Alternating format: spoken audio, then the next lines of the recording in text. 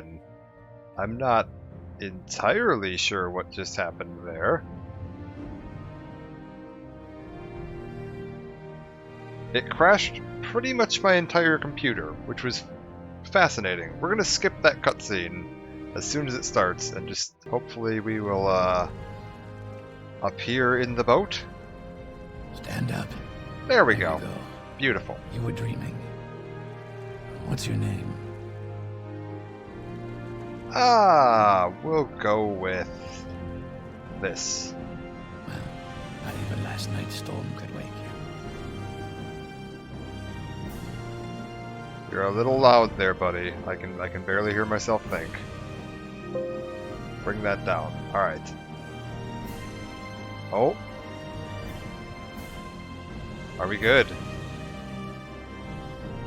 Did we survive alt-tabbing there? Quiet. Okay. Here comes the guy. This is where you get off. Come with me.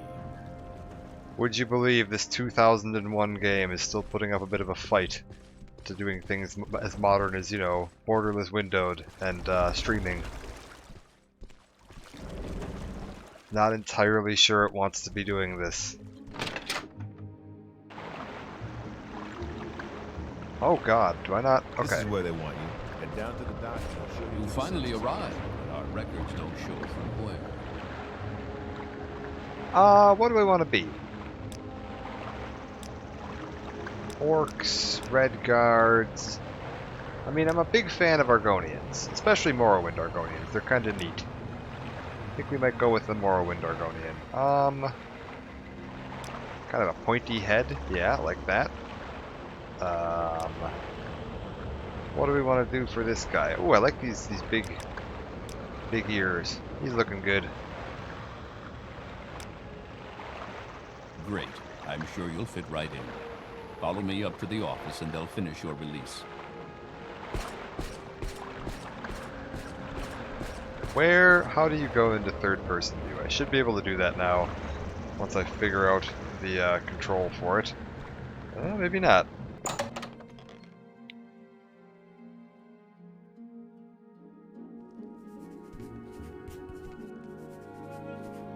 Yes, we've been expecting you. You'll have to be recorded before you're officially released. There are a few ways we can do this, and the choice is yours. I have heard that line, I do not know how many 100 times. Let's go ahead and do something pretty straightforward. I think we're probably going to be going with Longblade, because I usually go with Longblade. Whether or not I plan on it, that just tends to be where things end up. I like the look of a lot of the light armors in this game, so we're probably going to go light armor.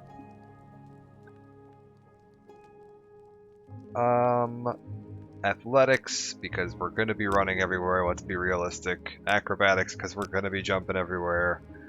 Security, because I'm picking a lot of locks all the time. Speechcraft probably wouldn't hurt. I don't usually pick it, but it would probably be a reasonable idea. Let's get some restoration going on so I can heal myself.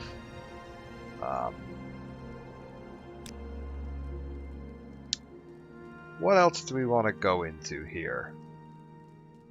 I'll probably pick block as an offhand. It doesn't matter as much, but it's fine.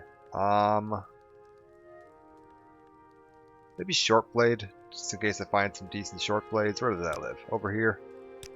And then we'll just pick mercantile, because why not?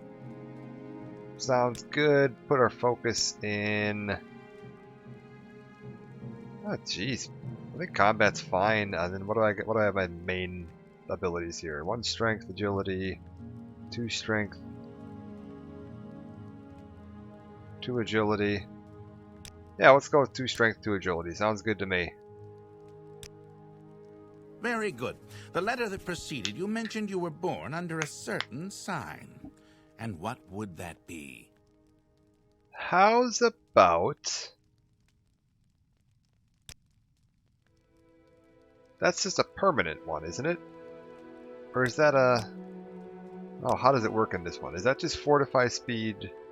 all the time? Or is that on use? It's got to be on use, right? Fortify attack. Is there anything that's permanent? Yeah, so, yeah, this is permanent, because spell absorption 50% is just permanent part of the Atronach in this. Because it's one of the most busted things you can pick in this game. It's so OP. Just 50% of all magic that's cast at you doesn't work.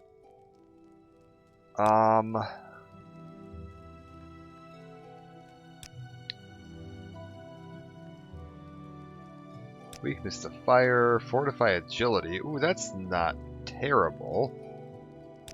Mage, I don't really want. Ritual, I don't really want.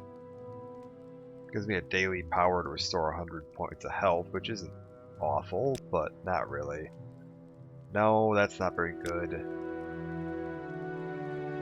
That's kind of useless. I mean, plus 25 speed might be worthwhile just because of how slow you move in this game. I think we're going to go with that. Interesting.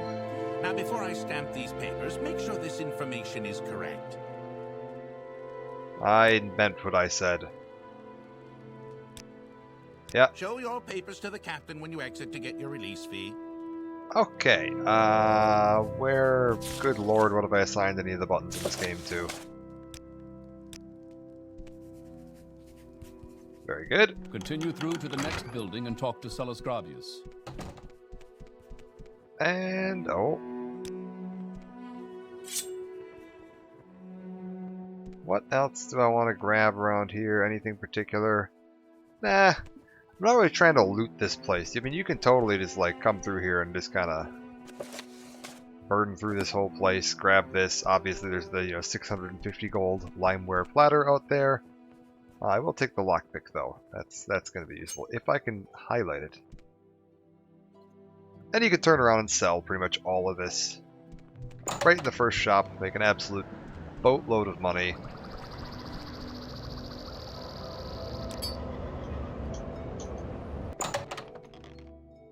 But that feels a bit exploity. We're not going to be doing that.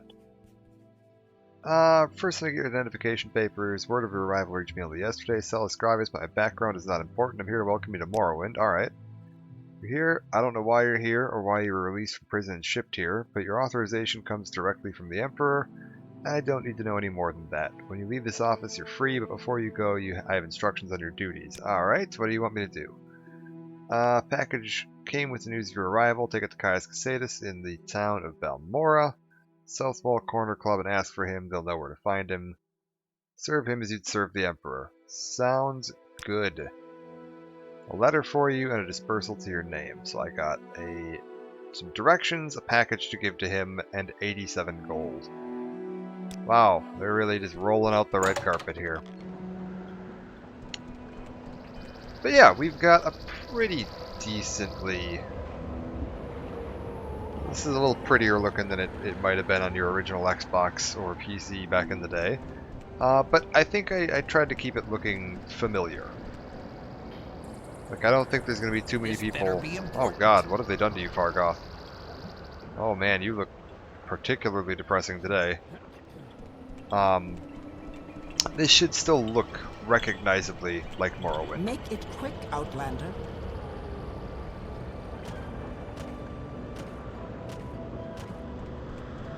And yeah, I mean, your main quest you'd be doing here, if you wanted to follow that, would be taking this package to Balmora, ask around town a little bit. You can follow the signs, start walking this way, head on up there. You could take your little Silt Strider, that'll take you over to Morrowind. Sorry, Morrowind. Over to Balmora. We're in Morrowind. We're in the Vardenfell province of Morrowind. But, to hell with that. I could use some weapons. I think I have what, this little dagger? Let's go do some adventuring. We'll just set out and start exploring. Oh, and actually, let me check one thing on the controls. Do I have quick save and quick load on the buttons I want them on. Good. So I won't accidentally screw myself up if I tap quick save. That's always a good thing to check. What have we got out here in the Bitter Coast? Anything particularly interesting? Mud crab?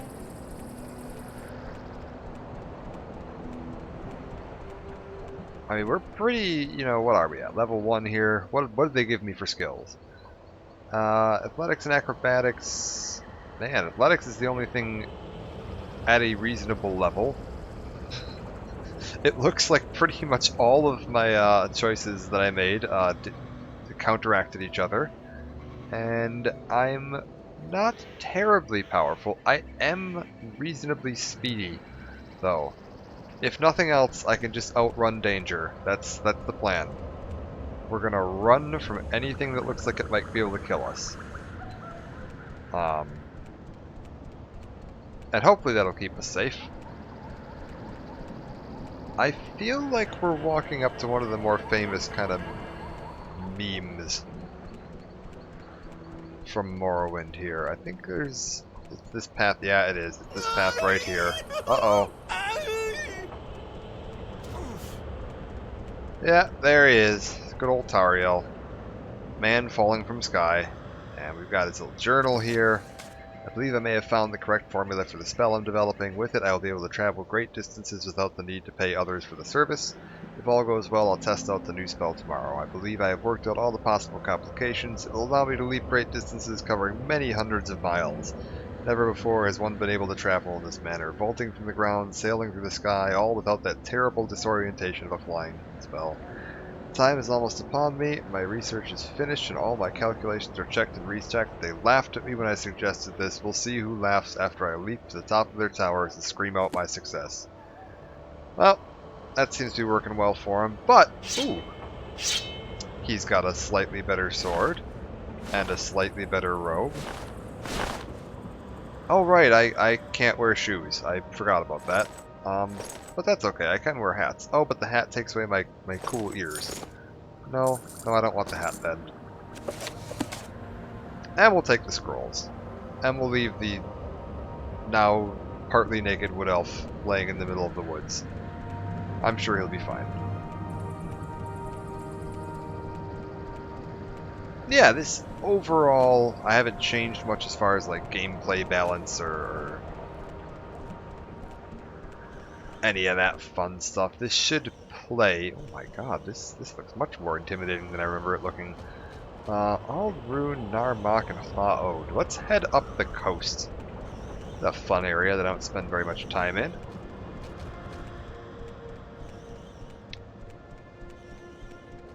I believe. Yeah, we'll just head on up through here. Man, this is much more depressing looking than I remember it being. I didn't think we got into this kind of like ashy, barren wasteland as quickly if you were heading kind of to the north. Oh god.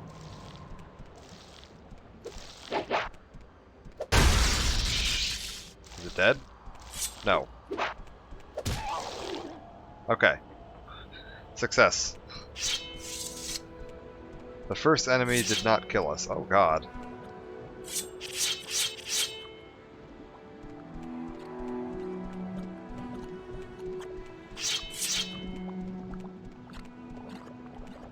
So, oh. There's a little mine over here. What is this? Let's go for an explore. Oh, I'm standing in some muck. That's awful. What is this? Oh, God.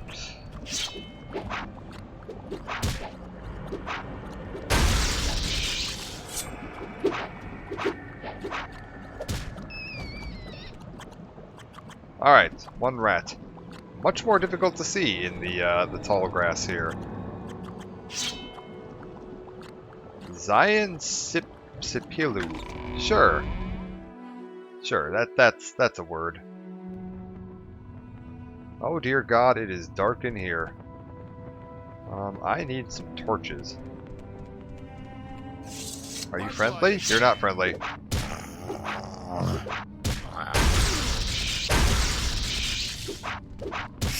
Oh. Okay. Things to remember about Morrowind. There's not as many autosaves. It doesn't autosave every time you enter a new dungeon. We're gonna need to get used to that. It's been a long time. This was one of the early games in my gaming career that I spent way too much time on. I put... Come here, buddy. Let's see if I can catch him. He doesn't want to talk about it. Oh.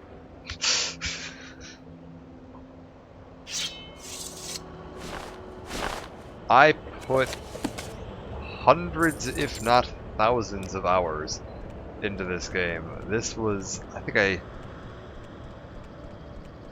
I bought an Xbox specifically to play this because I remember my friend... Oh, how did this all work? My friend Sean had gotten this for Christmas that year.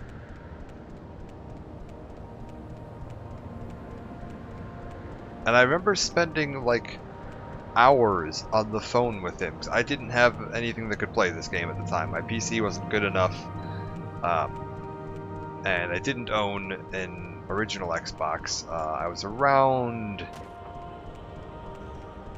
probably 14 or so, 15 or so when this came out. And I spent hours on the phone with my friend Sean, who was telling me all about this amazing new game he'd gotten called Morrowind. And he would be just sitting there playing the game while we were chatting, and he was just be describing this world and all the cool characters he was meeting and items he was finding and the quests he was going on and whatever. And I was like, this sounds so cool, but I didn't have a way to play it. So every now and then when we were hanging out at his place, I'd bug him to put this up. We'd start messing around with it a little bit. I remember my friend Justin got it. He was absolutely sucked in. And I was like, okay, I have to get this. This is something I have to do. And I ended up... I think I don't even know how I got my original copy of this. I think it was years later that I think I was able to pick up a PC copy. I think that was the next year we got a newer computer, and I was able to pick up a PC copy of this right around the time that I think Tribunal launched. And started messing around with the PC copy. I remember buying Blood Moon as a separate expansion when that came out, as a separate entire physical disc that you had to go and install. On top, it had like its own installation program that you ran. So like instead of just downloading it and then like plopping the files in somewhere, you like ran a separate installer for Blood Moon and for Tribunal. That would install the files and set everything up for you, and then change the launcher, because there's a little launcher for the game. And the launcher for this is actually different depending on which DLCs you have installed. If you have just Tribunal, it has one launcher, which hardly anyone sees. Back when I was first playing this game, the Tribunal launcher was what I mainly saw, because I was playing it before Blood Moon came out. But nowadays, you hardly ever see the Tribunal launcher, because if you own Morrowind, you probably also own Blood Moon, and it's going to use the Blood Moon launcher, which is the kind of like gray and gold themed splash screen with the snow bear and the werewolf and everything on it.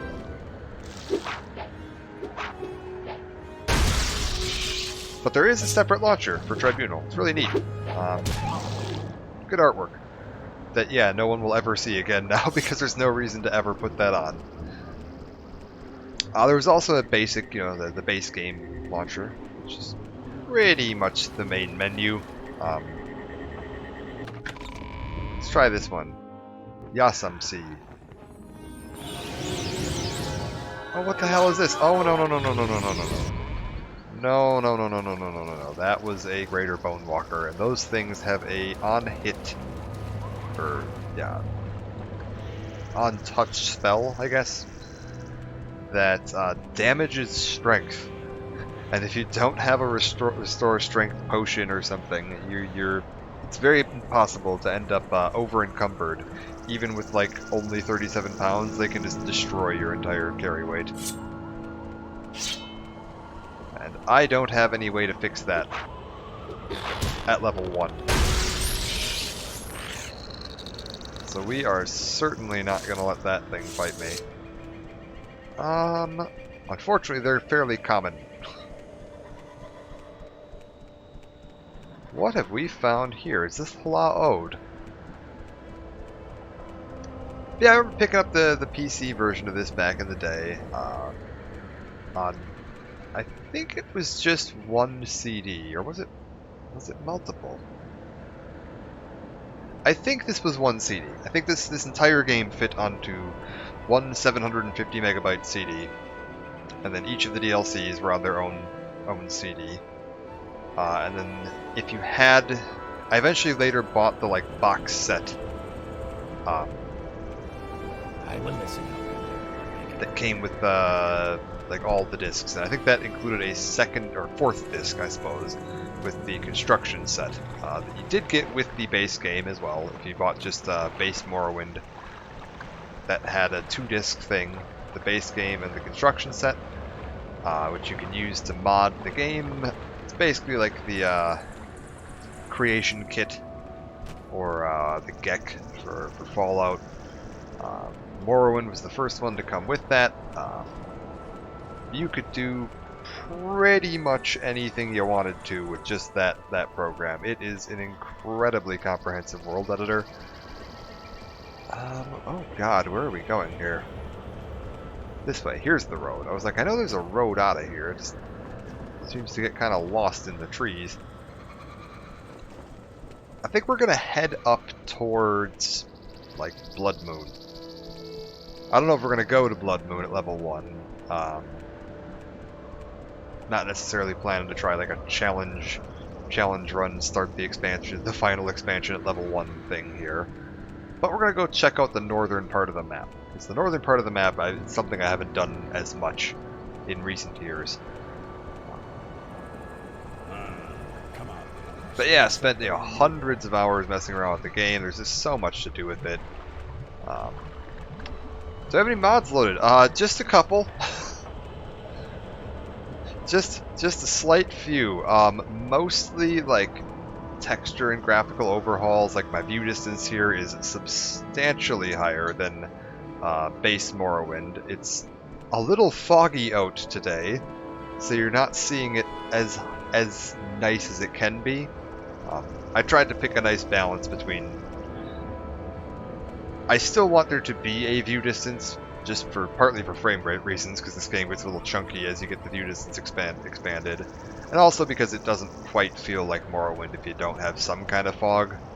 Morrowind always looked foggy because of the view distance thing, but yeah, I've got all this lovely, lush, thick grass here. All the textures and everything and on all the clothes and characters and whatever are a bit overhauled. Nothing like content-wise though. This is still like as far as the quests go and like the journal and everything and the way the inventory and all that works. That is still very much kind of stock Morrowind if you want. We do have some nice stuff though with like the water looks, substantially nicer than it should. Got some nice ripples, got some nice... Because all this water in the original game, I don't know if you go and pull up the original game to compare, like you can't see through it. It's just a mucky swamp texture. Yeah, this pack is just gorgeous. And this is all done from one installer. This pretty much entirely is just the what do they call it? The MGSO installer, Morrowind Game and Sound Overhaul, Graphics and Sound Overhaul, Morrowind Graphics and Sound Overhaul, and it's just like one exe file that you run, and you have to have a unmodified copy of Morrowind. You run that, and it does this. it turns it into this. You can customize a lot of it too, so you can set up like which versions of the trees you like and how far you want the view distance set out, and all of that stuff, to give yourself just a nice. Yeah, it's super handy. And it's pretty idiot-proof, thankfully, because modding Morrowind can get complicated in a hurry, just because of how old it is. This game is actually pretty customizable as far as mods go. Like, you can do a lot with it. But because of its age, it being a 2001 game, some of the more advanced mods... Oh god, hello. There's a rat, and I just totally turned myself around there. I had my hand completely off the mouse, so... some of the more advanced mods can get a little clunky, especially when you're trying to get them to work with, like, Windows 10. Yeah, Oblivion's a bit more of a pain to get running. I do have a really nice-looking modded version of Oblivion as well that used a similar... sort of overhaul thing, but it took some setup. It was a lot harder to get Oblivion running than it was to get Morrowind running, which is a little weird considering that it's newer, but whatever.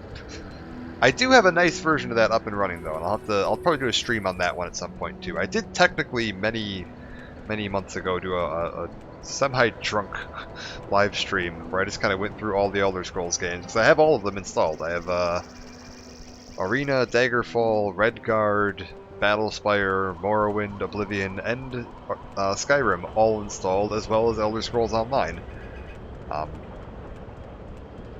And they're all looking pretty darn good. But yeah, we went and did a little look through on that. I'll probably eventually do a bit more with Oblivion, because Oblivion's a fun game, and one that I kind of missed out on. This was the game that I really spent, oh god.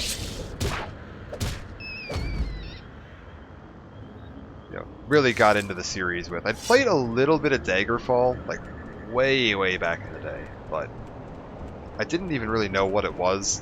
I was very young, and I was just kind of messing around with it. This is the game that I really, oh.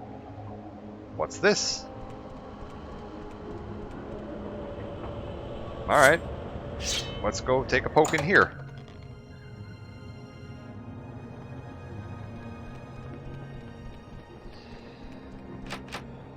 Locked level 10? Oh, no. Alright, let's try that again. Okay, we've got a ghost. Fortunately, I have a magic sword.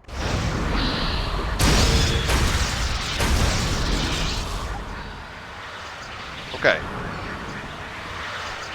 Oh god, those ghost sound effects are so wild. Oh, and it's got like this weird, like, kind of smoky, hazy effect going on there. That's kind of neat. Quality restore luck. I mean, I'll take it. If I get cursed or something and my luck gets driven into the ground, that will be good to have. What do we got in this tomb? And can I rest? No. Okay, so there's still more enemies around.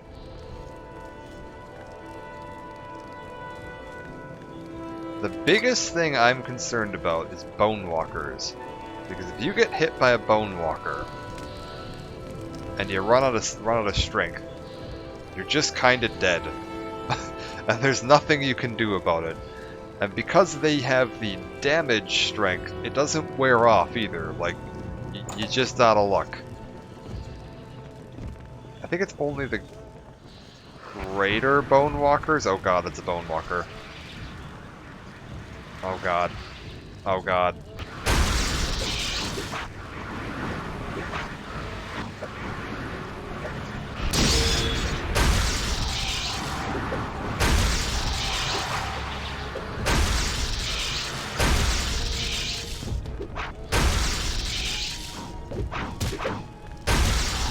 Okay. Did that damage my strength? No, it didn't. Okay, so I think he was just melting my armor. And fortunately, my armor is non-existent. I'm wearing a robe and a shirt. And some pants. So, that's fine. Did a little bit of damage to my health, but Ooh, ooh, look at that. Ooh, I like that. We got a really cool helmet off of this guy. And an iron wakizashi. I will take that. Yeah, put that on. Oh, I can't wear full helmets because I'm a lizard. And lizards have weird restrictions in Morrowind because they don't have normal human physique. Because I wouldn't be able to fit a normal helmet around my big giant snout.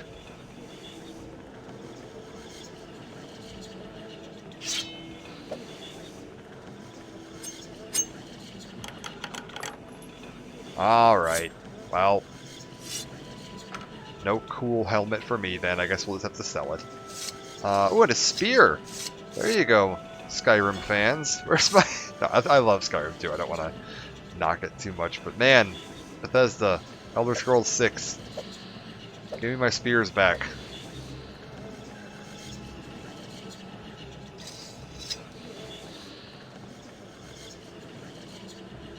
Yeah, we'll keep that spark sword out in case there's more ghosts. What else do we have in here? Iron broadsword? Yeah, I guess I'll take it. We're just gonna sell all this junk when we get to the next town.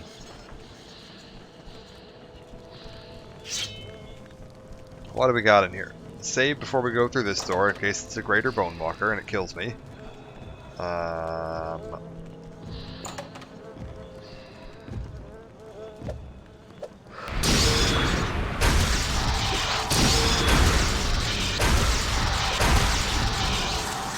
Okay. This is going fine. This is going totally fine.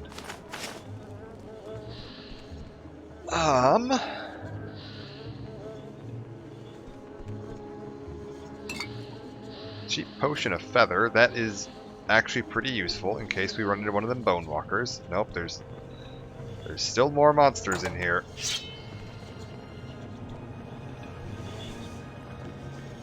I love all the little like chittering voices and stuff in the background too. These dungeons and ruins and stuff in Morrowind just feel so much scarier than the more modern ones. Like it feels like you're actually in some place haunted. Oh, there's an ancestor ghost.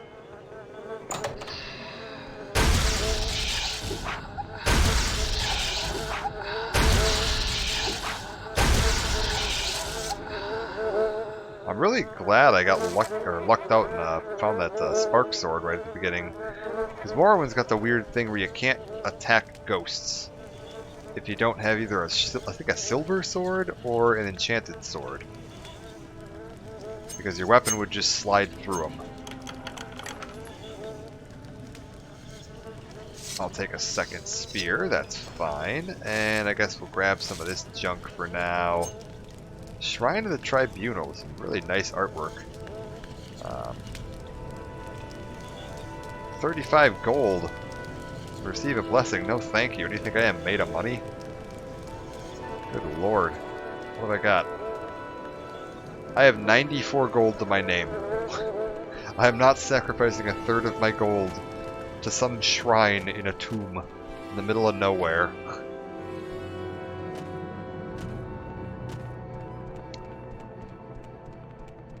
Like, what does that imply?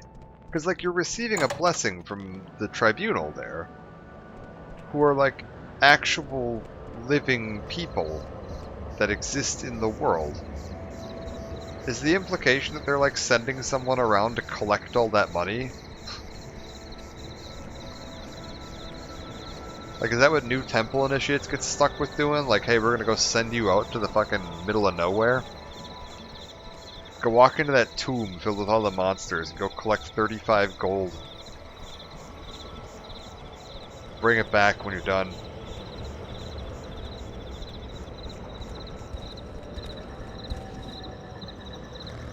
Got some nice little war here.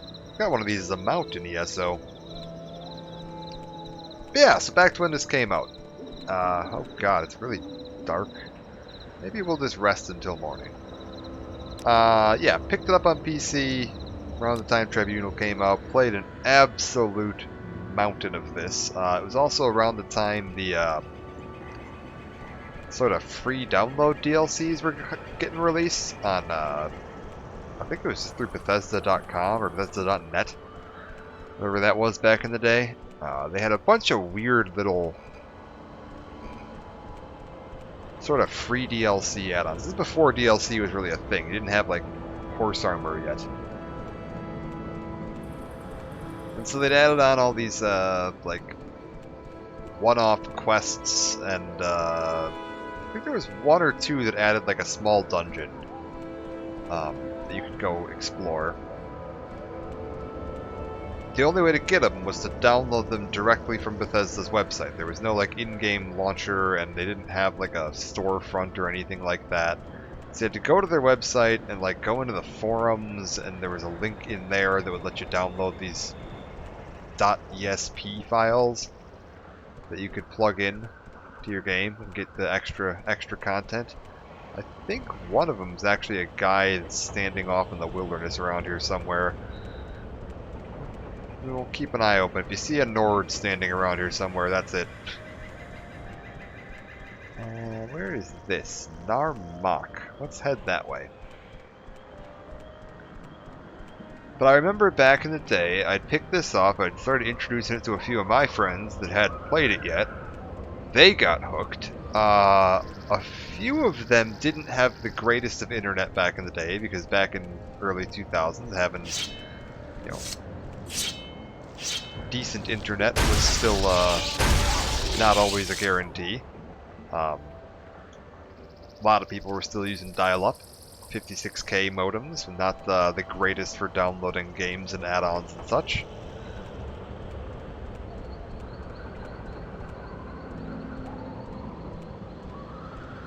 And so, I downloaded all of the add-ons, and I'd actually burned them onto CDs. And I would bring them to school with me, just hand them out to people as like you know, oh yeah, hey, I got you a copy of that new free Morrowind. They weren't calling them DLC back then because you didn't have. I'm not sure what they called them, just add-on packs. I don't remember what they were, but yeah, there was a couple of weird little add-on things like that we used to share around, and then Tribunal came out, and you could go pick that up at the store, and Best Buy or Walmart or whatever. And Blood Moon came out, and that was a huge deal. I remember picking up the Morrowind Strategy Guide, the official Morrowind Strategy Guide, which was a massive book. Not quite as big as like the hardcover Skyrim book, but pretty darn big, especially for the time. And it had a lot of really nice maps and stuff in it. The writing was really good. It was a very fun book to read. I actually have it in the other room there. I've kept that one. It's actually in pretty good shape too. The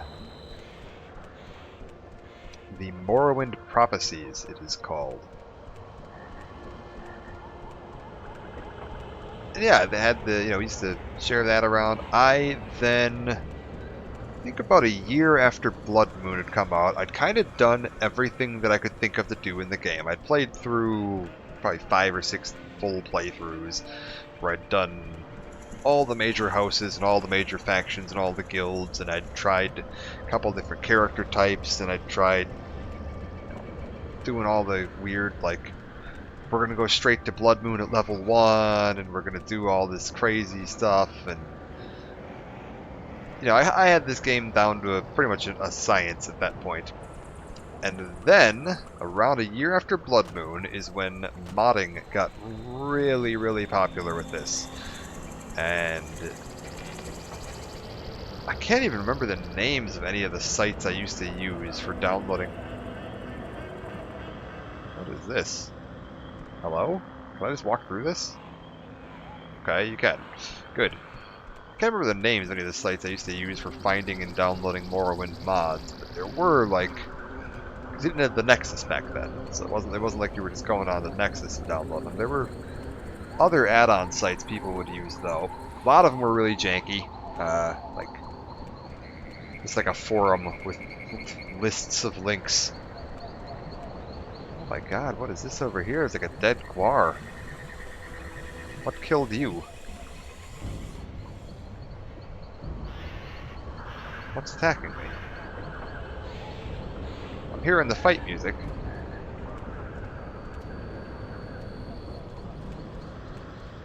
What am I in a fight with? It's not that mud crab over there, is it? Oh no no, it's this mud crab here.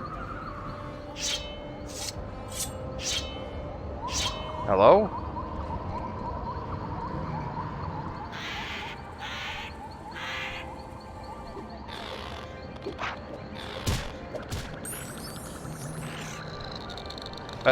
I'm being attacked by mud crabs. Like, very aggressively attacked. I mean, as aggressively as I guess you're gonna get for what the hell?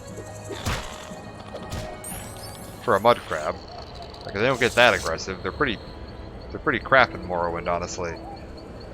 A dead guar. Was he killed by mud crabs? Oh god, it's turned into night again. Get that out of here. Yeah, spent a bunch of time modding, you know, downloading mods, and oh my god.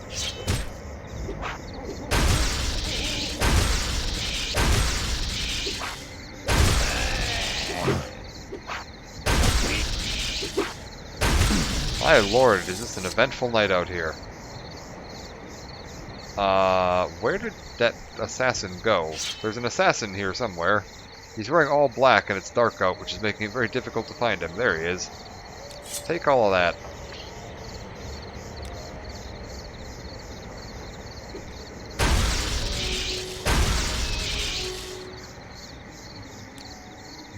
Okay.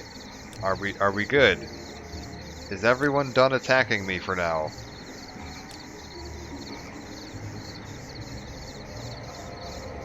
Okay, it's Morrowind. It's Morrowind. It's morning now. It's Morrowind now. It is always Morrowind in Morrowind, would you believe? Let's put on some of this armor just so I can... Oh, right. Can't wear the boots. That would be silly. And can't wear the helmet. Because I'm a lizard. But now I can put this armor on kind of under my robes. And at least I've got a decent armor rating of 20 now. A whole 20 armor. Really raking it in here. Yeah, where does this take me? If I go this way... Okay, Laod, Sadanin, and Narmak, yeah. So if I want to head to Nisus or Aldruin, we're going this way. Alright, sounds good. We'll take this way to head north. That'll work just fine, I'm sure. Yeah, I ended up spending a lot of time downloading mods, and a lot of them were just ridiculous, stupid nonsense, like some crazy overpowered weapon, or a couple of items have been cut from the game or found in the game's files every now and then. People would just give them, like my swords right now are doing what, 2 to 18 or whatever damage, and they'd give you like, oh, this sword does 1,000 to 5,000 damage or something. Crazy, stupid nonsense like that. Nobody cared. But after a while I was like, okay, this is pretty neat, so I started working on making my own mods. And I made a lot of houses. I had a lot of houses, and I tried working for a little while on making a whole like 6th house quest chain, because I was like, it's really disappointing to me that you couldn't join Dagoth or... I always thought that would be neat if you were able to, like when you get to Red Mountain, not Red Mountain, that cave up off the coast over here, like that way, where you meet up with the one lieutenant in Dagother's army, and he gives you the offer where he's like, oh, our lord wants you to join him and surrender yourself to his will. It was really disappointing to me that you couldn't just do that. Like, I wish you could just turn yourself in and be like, alright, Dagoth, you and me, we're gonna go take on the world. I for a little while, worked on a quest chain that would have added that back in. Who the hell are you? Fresh game. Rasha wishes you well and thinks maybe you can help him with some pressing business. Yes, most pressing. I have you see a shipment of clothing, fine clothing it is, to get to Aldrune, but I fear other business draws me away. Perhaps I think you and I might come to an arrangement. Yes, if you'll deliver Rasha's shirts, these fine, fine shirts, to Bival Tenerin, the clothier in Aldrune, she will pay you for your services, and a generous woman she is. I would ask that you swear an oath to Zenithar to seal our arrangement, though. What do you think of my offer? I mean, yeah, I'm heading that way, so why not? What? Did he literally just give me the clothes he was wearing? Most excellent. Yes, we both gain from this. I shall keep my good name, and you shall benefit from Tenerin's generosity. Wonderful. Take care. One should not take an oath sworn to Zenithar lightly. No, never lightly. 5 shirts. Exquisite shirts. Oh, he only said fine shirts. But yeah, that's fine. We're heading towards Aldrune, so why not? We'll take it. And yeah, I remember there were some videos they uploaded. I don't remember if it was on the disc or on their website. Which way is the path here, technically? I think it's this way. Where they had some of the developers showing you how to use the construction kit. And they, sit down, they'd make a little, I think it was actually while they were making some of the base game, from the looks of it. But they would sit down and make a little, step-by-step tutorial guide of how to make an area, and they'd show you how to, manipulate the height of the land and put some rocks and trees in, and some fun stuff with doing texture work, like how they did these paths and stuff here, and the shadows and the grass was all just done with a brush. They'd go in and brush through that they wanted a shadowy texture here and a lighter texture here. And they were talking about how they were, how you use some of that to kind of draw the character. If you draw this lighter path through the grass where there's a shadow, people will be more drawn to the lighter parts. They use that in their map design to kind of keep people focused in the direction they want them to be focused in. Which, oh god. I saw a cliff racer. We've made it this far without running into one of the bastards, but it wouldn't be Morrowind if I didn't have to kill at least one or 10 of these. Yeah, I remember spending a bunch of time just working on developing mods for this and tweaking around with it, all of which are long since lost. I mean, that was all probably circa 2004, 2005, probably 2004. And that stuff is all long since lost to the ages. It's probably floating around. I know some of them I did upload to the forums. So some of those houses are probably still floating around out there somewhere, attached to some, I'm sure, regrettable Keymash Elite Speak username that I was using back in 2004. I certainly couldn't find any of them if I tried. I don't remember the names of any of those mods or whatever. I remember I had a really neat, like 6th house estate, because I was working on that 6th house restoration project for a little while. It didn't get very far because scripting wasn't my forte. But I did design a sort of equivalent to the player houses that you get with the great houses. You have the Hlalu estate that you'd get over near Balmora. You have the Wizard's Tower that you make if you join the Telvanni, and then there's the Redoran estate, kind of not too far from here actually. I think it's just over that way. That you get if you join the Redoran. And I made a 6th house version of that, because I was like, if you're going to join House Dagoth, you should get your own little mansion. If there were any of them that I thought I would be able to find, it would probably be that one, because I know I uploaded that one, but I do not remember what forum it was uploaded to.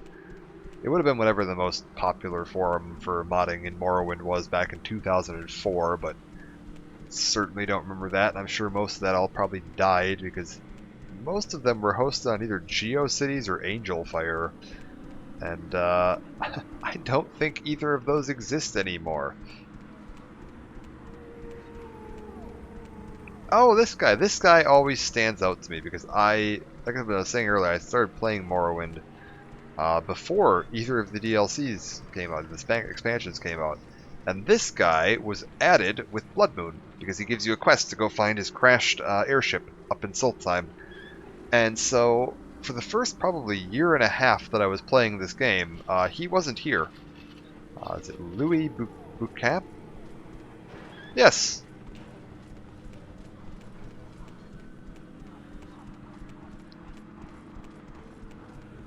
But yeah, they had the... Oh, this is a nice little bit of artwork here. So a lot of these signs and stuff were redone. In original Morrowind, they would have all had the same...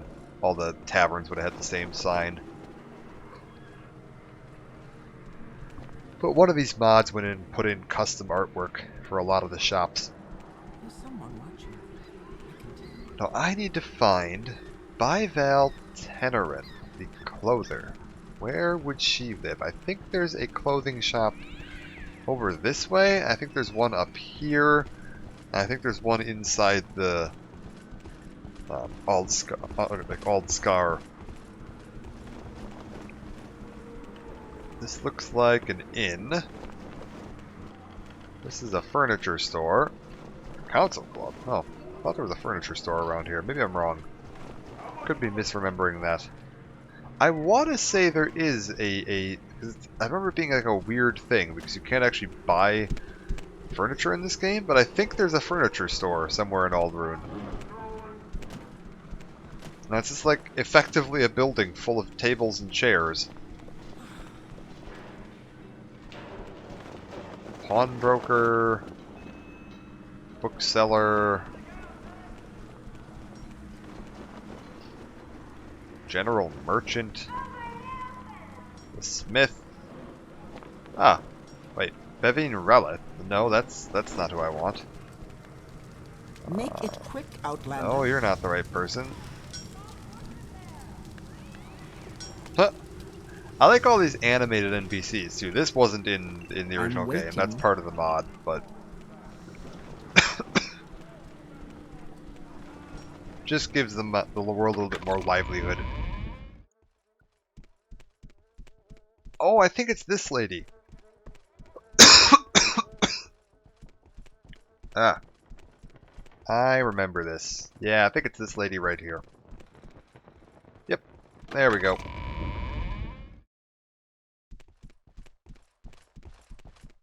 You use her for a couple of quests. My time is precious, so make it quick. Yeah, Rasha's shirts. He brought the shirts from Rasha. He does such fine work, and he sells them to me for reasonable prices. He's a careful sort, but that's just smart business if you ask me. Thank you for your help, and here's your payment. A belt of iron will. Not gonna lie, I would have preferred money, probably. But I'll wear a belt, why not? What does this give me? Fortify willpower, 10? That's... oh, okay. Fortify willpower isn't that great. An alchemist. Nah, I don't need any of these shops. Oh, we will sell some stuff to the smith, though. Because I know I picked up all those weapons in the one cave. So we can take that over here, sell it to the smith, make a pile of money. And then retire. What the hell? Dondera Solar. Oh, it's this lady. She's just outside. Yeah. Let's sell you all the junk in the world. Do I actually want to keep any of this? 7 to 12. You know what? I do want to keep this. I'm going to keep the silver dagger. I will sell the worn iron dagger. Get rid of both of the spears. I can sell all of this junk because I can't wear it. Yeah, that should be fine. And my barter is probably atrocious, but I should be able to get away with at least a little bit. No? Come on, lady. I know you'll... Oh, she hates me. Oh, right! Because I'm an Argonian. And I'm in, like, a Redoran city. And they're all like horrible, racist fundamentalists. Right, right, right. Forgot about that bit. I'm waiting. Maybe I should just go join like the Telvanni Mages Guild.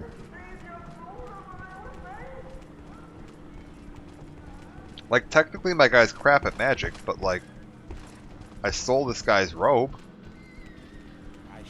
It's kind of a wizardy looking robe. And I've got like all those spells, the scrolls I took from him.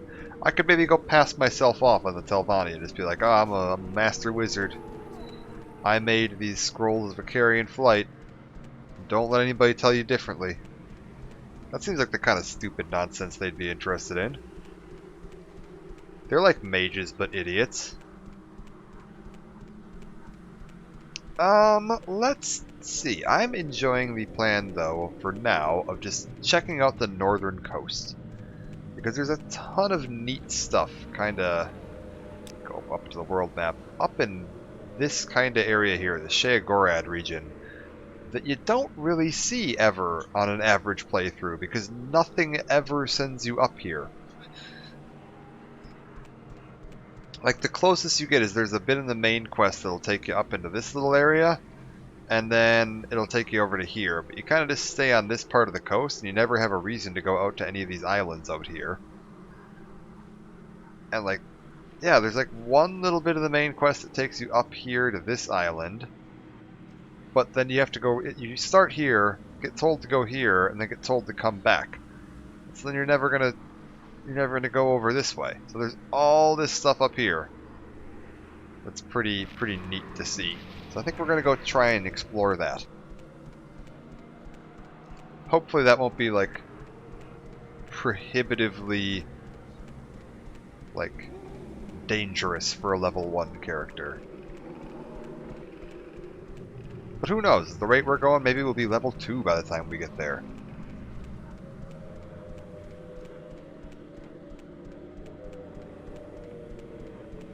And then we can take on whatever we want. Level 2 character is going to be, yeah, completely overpowered. What have we got down there? Nothing worth poking at. We'll head on up to this way.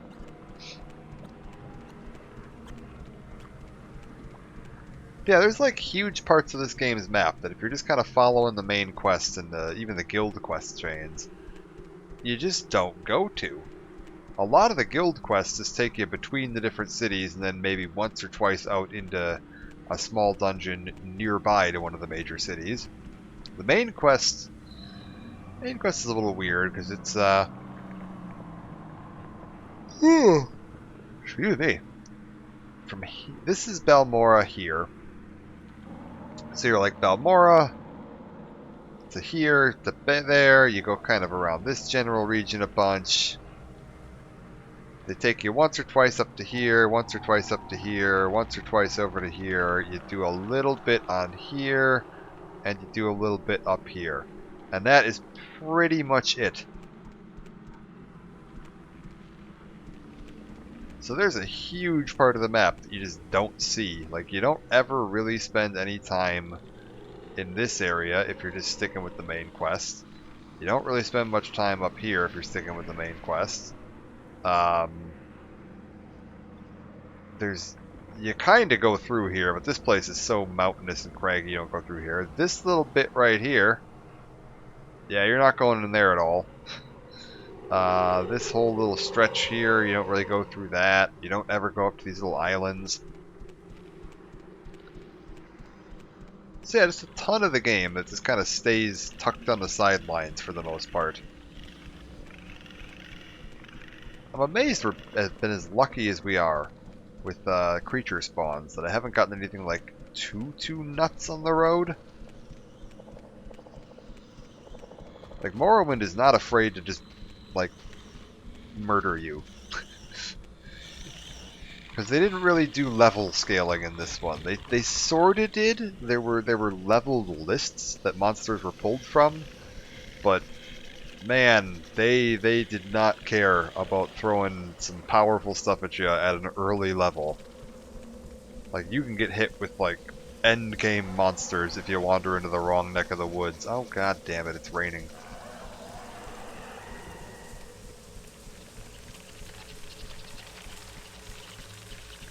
Speaking of getting hit with powerful monsters, it looks like the road that it's going to tell me to take is this one. Covered in Nyx hounds. Fortunately, these aren't that powerful.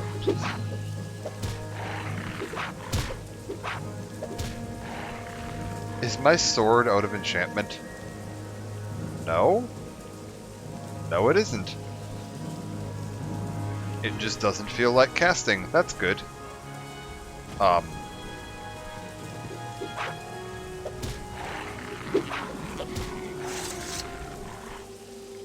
Wonder why my sword isn't casting its enchantment. That's fine. I didn't need it to. Keep your eyes open for signs. This game does not handhold or have really quest markers or anything like that at all. So you rely a lot on actually following roads and looking for signs.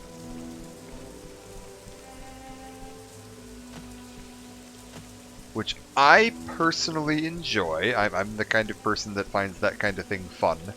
It makes it feel more realistic to me, but I can also understand why it's not the standard anymore. It's very easy to get lost, and if you're someone that's looking for a structured gameplay experience, spending large portions of your time lost in the wilderness, probably not your idea of fun. Also, I think it's worth noting here is that while this game that I'm playing right now is heavily modified, the soundtrack certainly isn't. This is all the original Morrowind soundtrack, and you might recognize some of this from Oblivion and Skyrim, because this soundtrack was so well done, they are still using it in-game in both Oblivion and Skyrim, like, to date, and I would be shocked if Elder Scrolls 6 didn't include at least one or two of these tracks as part of the ambient soundtrack.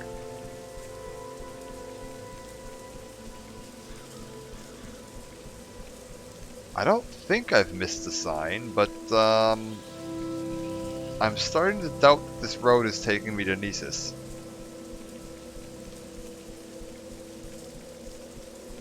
Oh, is that a sign up ahead? It is. There's also a Kagouti up ahead. Those are neat. I kind of forgot about them. If you would have asked me to list off all the monsters and wildlife in Morrowind, I would have probably forgotten these guys. Nesis. But they're kind of neat. They kind of go with that whole bipedal dinosaur look that they have going for a lot of the monsters here. These look like Gwar, except tuskier.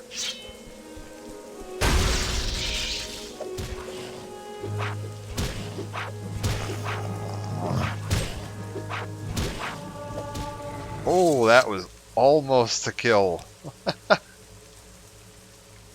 We'll get a quick save in there.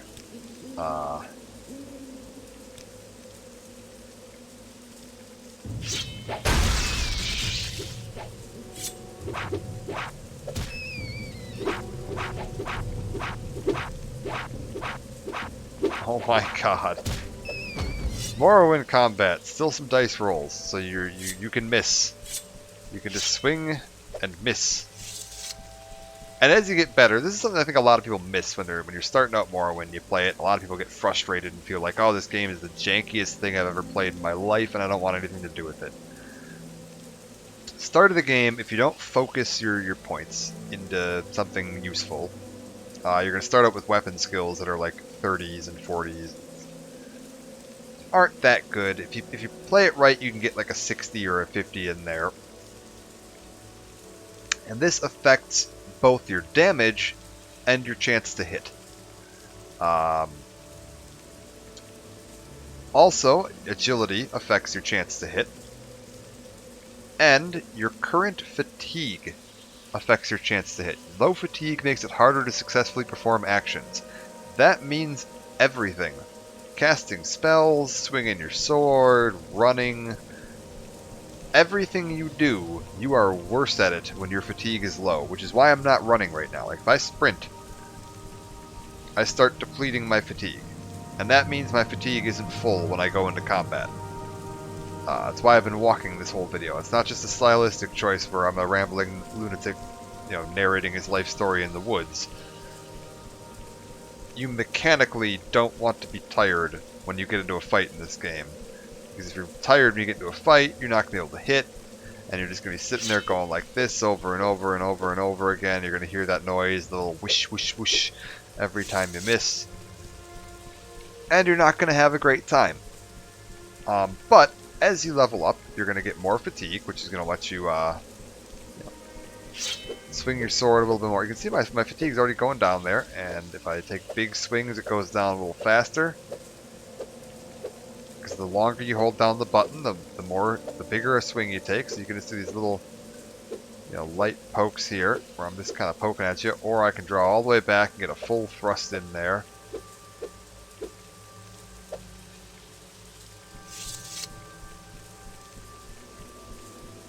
Which affects your damage.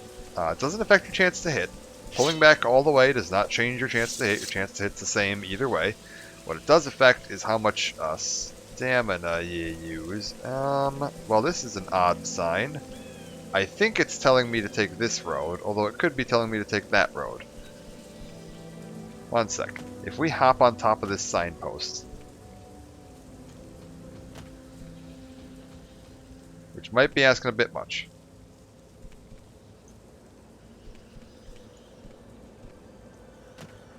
We did it. Alright, we're kind of up there. I think it's this one. We're gonna take this way. Oh, you can see in the background there's one of those strongholds. Those are kind of neat. They're also usually dangerous as hell, so I'm not going into one, but they're neat. They're really useful if you end up playing as a vampire in this game, because Morrowind had one of the coolest vampire systems of any of the Elder Scrolls games. Again, probably cooler for people like me that like what I guess you could describe as frustrating levels of realism in games. But definitely neat. If you get bitten by a vampire, much like most of the Elder Scrolls games, you'll have a 3-day wait period where you get some kind of weak illness that makes you slightly sick and usually affects your stamina.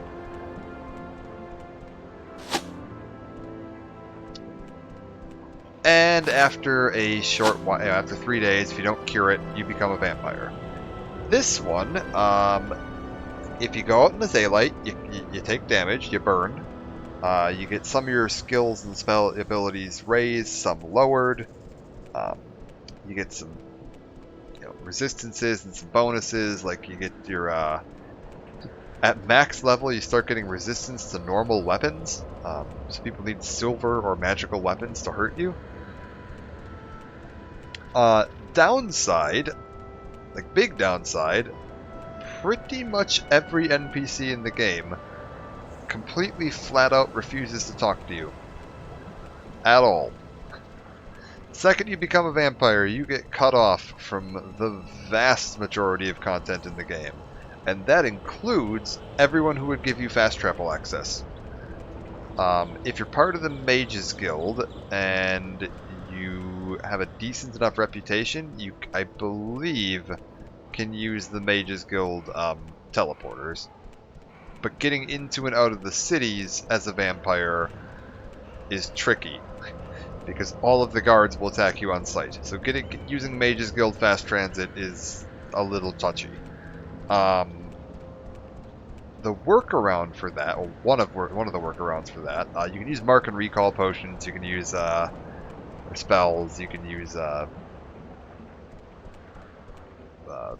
intervention scrolls, which will teleport you to the nearest temple or shrine.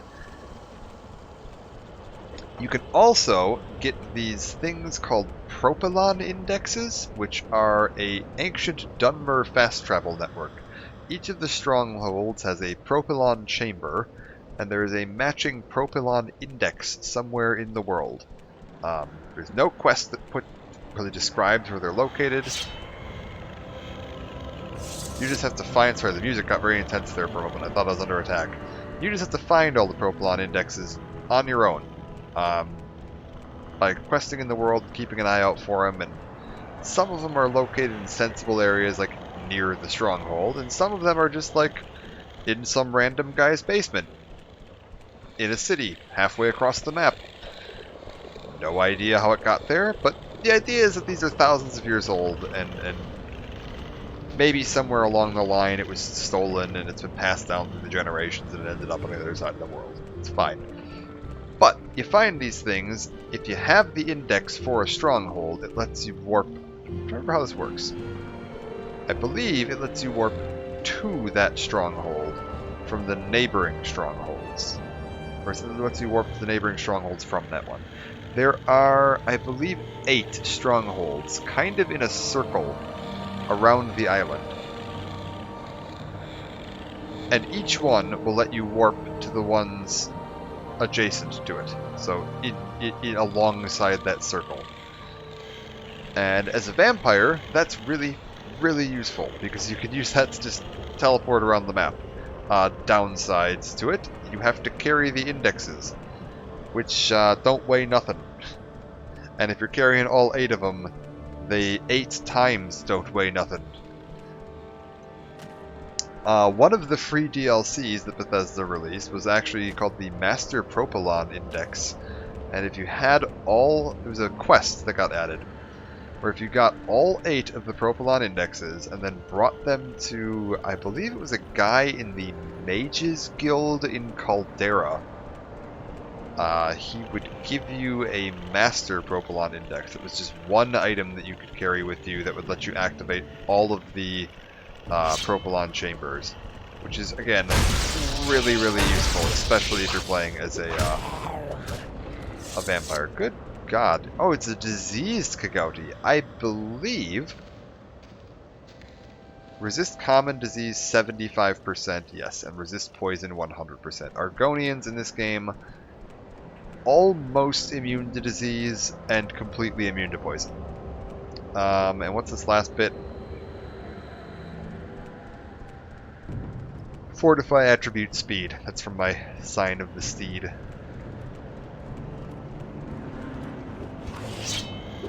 Where did you come from?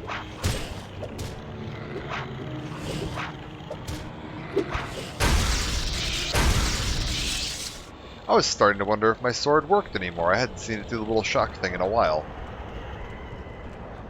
Do these have any loot? Kagouti hide, yeah, duh. But yeah, you can use the Propylon chambers, travel around. One of the free DLCs related to that. Pretty neat little bit. Again, if you're somebody that's played this game, I'd say more recently, if you're like someone whose first Elder Scrolls game was Skyrim and you kind of went back later to check out the series, you're probably not going to find that stuff. It's very, very niche bits of gaming that have been kind of buried in this game's files for many, many, many years. You know, let's go check out this cave. We've been walking around for a while. Last cave we went into that looked like this was fine. Allen Ancestral Tomb. Anything interesting? What the Christ? Oh god, vampires. Get out of here. We're gonna die.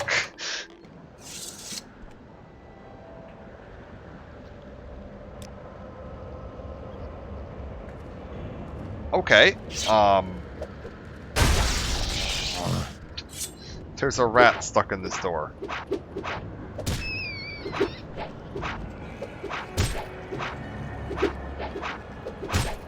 Oh my god, there's a very durable rat stuck in this door.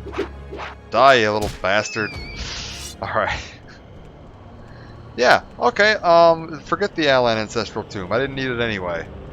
Yeah, that was vampires. And they will kill you real quick. What?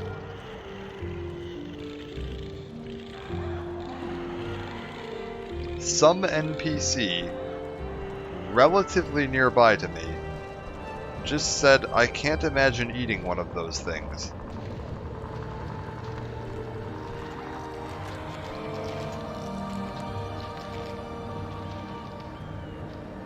Oh my god, it's you. Who the hell are you? Okay, I'm listening. Sasson. Please, can you help me? My wife has been taken by cultists. Yes, I'm sure that's who they were. We were traveling to visit a friend near Aldvalathi when some men surprised us. They cast me into a sorcerer's sleep, and when I woke up, Malexa was gone. They've probably taken her to perform some unholy ritual on her. I'm certain of it. Please, can't you help? I have very little to offer you in return, only 200 septums, but as a member of House Redarin, I'll make sure to let them know of the help you've given me. Will you help? I beg you. Oh, okay. Yeah, I'll try. Where were they?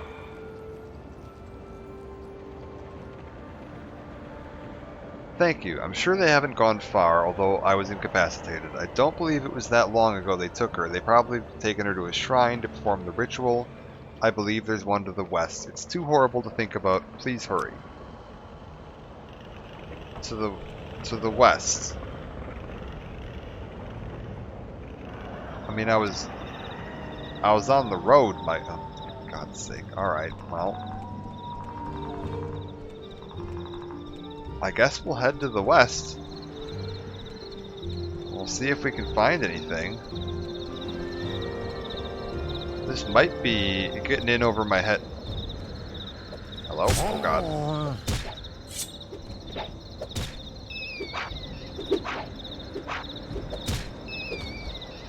This might be getting in over my head. Cultists in this game are gonna have spells. I have you.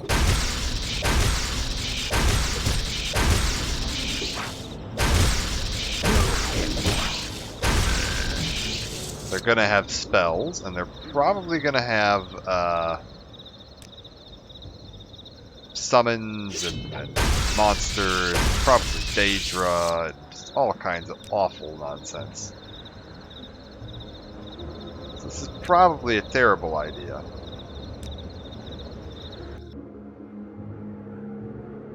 Oh God, it's even foggier.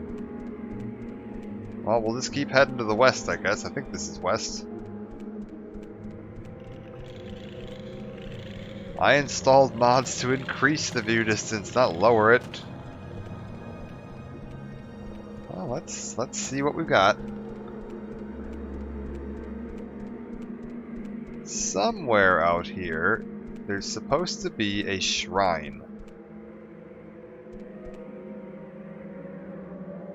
Well, I found some Ashlanders.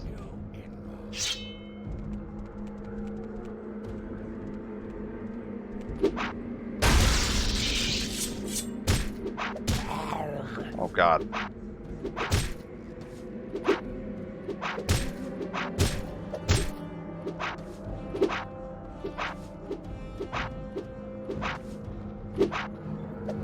Exciting, thrilling low-level Morrowind combat.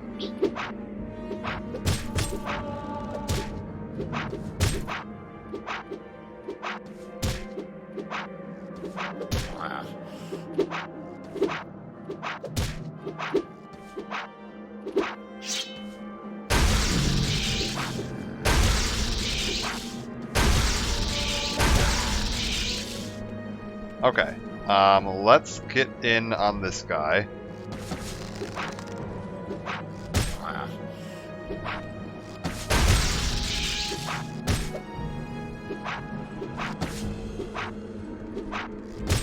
Oh God, I can't see him. My game is too beautiful. And I will end your day. Your life's end is approaching. Oh. What? He hid in the trees. That wouldn't have been a problem in unmodified Morrowind, because that tree wouldn't have been that pretty looking and there wouldn't have been any branches for him to hide in. Alright, let's try that again. I was trying to use the Wakizashi there a little bit, just to mix up what weapons I was putting durability damage on. I realized that's a terrible idea, because Wakizashi is a short blade, and my character is even shitter with short blades. Like, I'm not great with long blades, but I'm extra not good with short blades.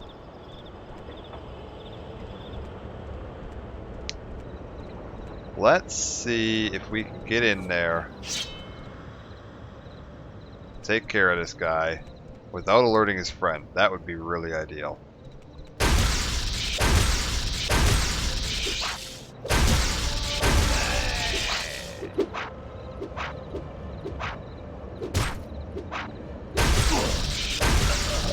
Okay.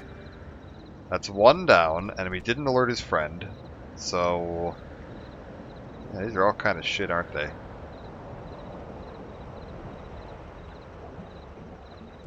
Alright, here's the plan. We're going to run over the top of this hill, and we're going to jump down here.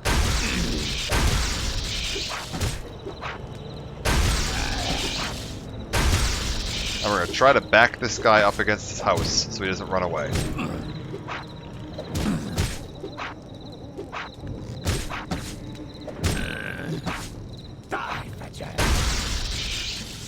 Okay.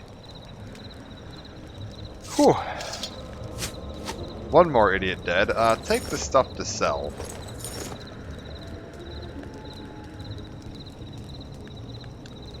I wonder... You will suffer greatly. Die, Fetcher. You will suffer greatly. Well, I was kinda hoping that I was gonna pop in here and find that guy's wife. Find out that it wasn't actually cultists that took him, it was just an Ashlander group and the guy was racist. But no. You inward. No, these were just some Ashlanders. Minding their own business. Out in the middle of nowhere. I guess they weren't really minding their own business, because as soon as they saw me, they ran over and started trying to murder me. Probably because I'm an Argonian. I'm probably asking too much from these simple folk. Yeah, we'll leave all that there. I guess it's worth checking to see if this guy's got any stuff in his chest.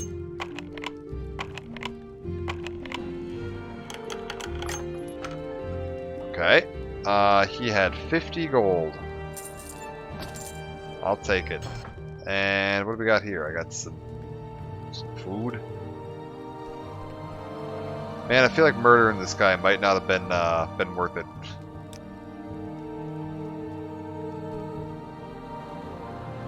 I guess we'll head to the west. I'm gonna guess that this is my shrine.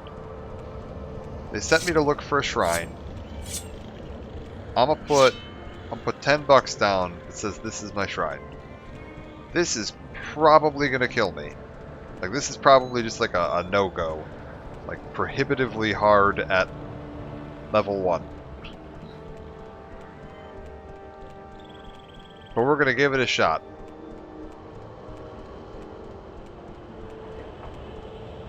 It's not that way. The entrance isn't on that side. We'll go around the other side. We're off to a good start here. That's excellent. Let's just keep our eyes open and see if we see anything. If I can see what kinds of enemies there are here, it'll give me an idea of how bad of an idea this is. Like, it's definitely a bad idea, I just don't know how much of a bad idea.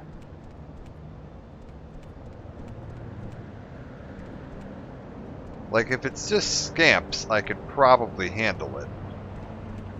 If it's like scamps and Atronax, probably less so. The fact that I'm sneaking and it's not giving me the sneak icon tells me that somebody can see me. That's not encouraging.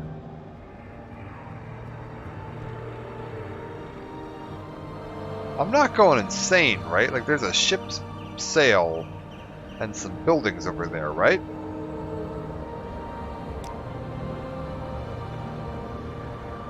Is that cool? Am I like right near cool? Oh my god, what the hell? Well, okay, hold up. We're gonna save here. Because I haven't died yet. It's about time I had some fun. No, please don't kill me.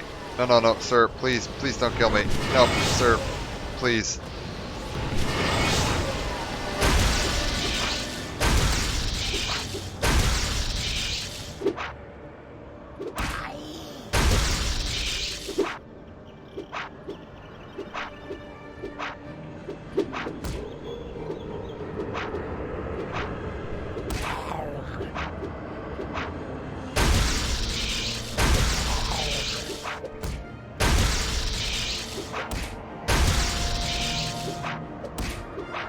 Well, I found the cultists. And while he is just punching me, that's actually really dangerous because that depletes my stamina. Today will be Uh-oh. your Uh-oh. last. No mercy. Oh my god, we beat him. Okay. Okay, I'm liking this. Bargain restore personality. Ooh, which robe do I like the look of better? Oh, definitely that one. Oh, that's very nice. And I'll put these fancy rings on. I can't wear shoes, so he gets to keep the shoes. Okay. Now, this has to be the shrine, right? The guy was like, oh, they stole my... I see you. I see you.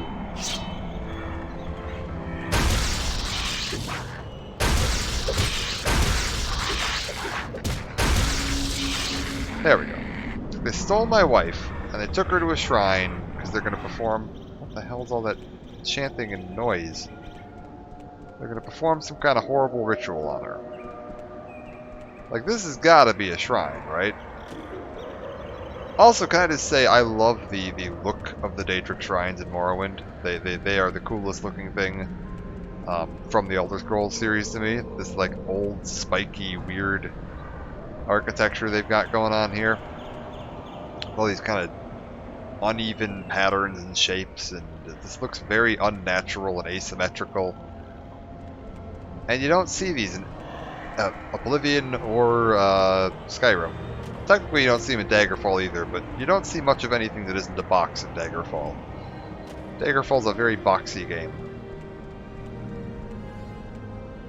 Ashalmaria. I feel like I know that name. This is an important one.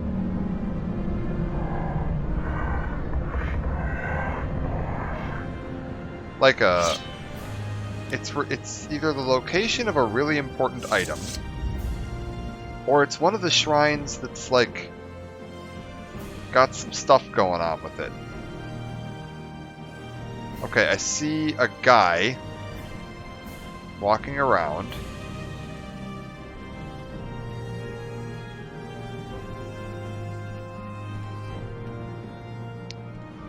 I see a statue of, I believe that's Malakath.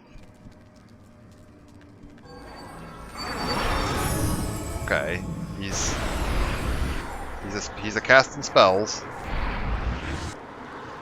We're gonna let him.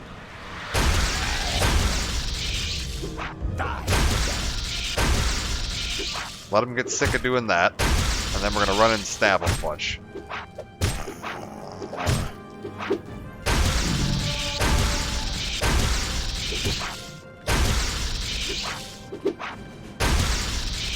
And if we're lucky... Oh boy. Alright. Oh, okay, well, replace... Okay, this guy's got a common ring. Or an expensive ring, and the other guy had a common ring. So now I've got two expensive rings. And do I like this robe? No, no, it's definitely the red robe. That's the one we're going with. Okay. I feel like... Oh crap, I saved right then too. Who are you?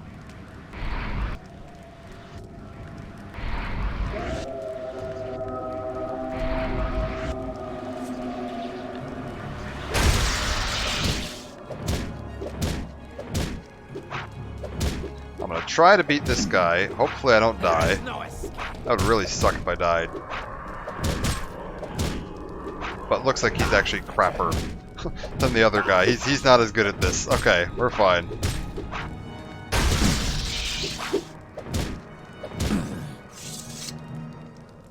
Okay, I can't rest because enemies are nearby. Let's see if I get back up to here. Am I far enough back that I can rest again? No? What if I go outside? Okay, we can rest outside. We'll save up. We'll head back in. We're coming back in at full health. Alright. Ooh, an expensive amulet. Okay, I didn't have one of those before. Ooh, and another expensive robe. Oh, that's a possibility. Yeah, I kind of like that. Okay, well, we'll stick with this for now. I'll take these. He's got a expensive ring. Take another one of those. How much is that worth? 30 for 1.1 weight? That's worth it. Okay. So here's the deal. This here, oh god. Oh, I'm about to die. Oh, I have made poor choices.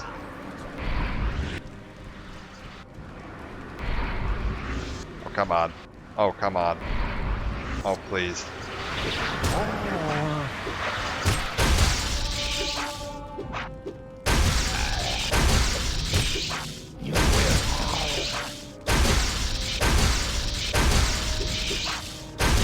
Oh, we are really just barely hanging in there.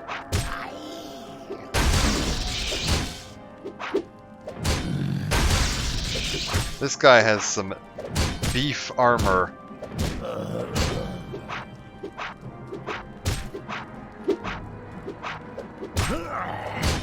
Okay, wait. Get out of here. Back it up. Do I have any potions? Restore personality, feather, restore luck, fortify personality.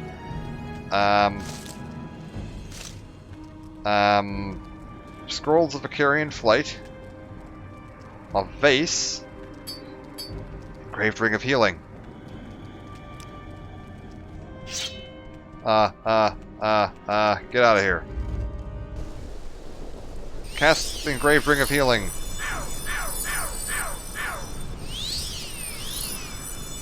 Get a little bit of health back. Let my stamina come back for just a second.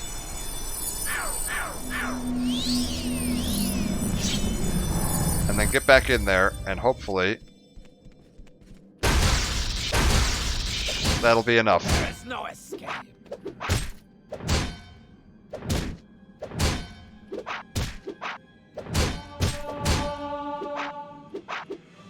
Okay, our skills are going up. That's good. Holy crap, we beat him.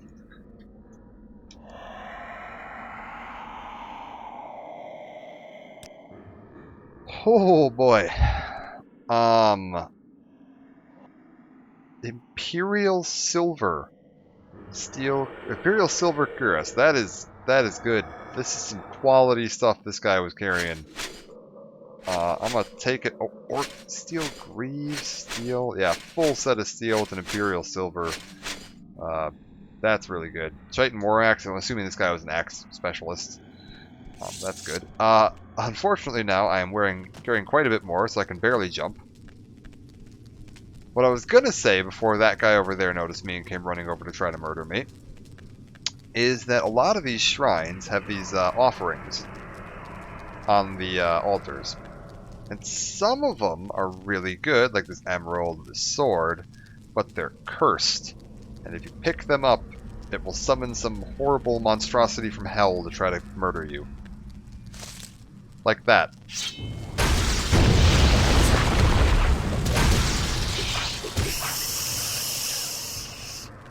Yeah, like that Dremora lore that just got spawned in. You get a nice gem, but the god doesn't like it. What about the claymore? Okay, he's okay with the claymore. I can have that, which is good because I'm getting kind of low on the durability on that other sword.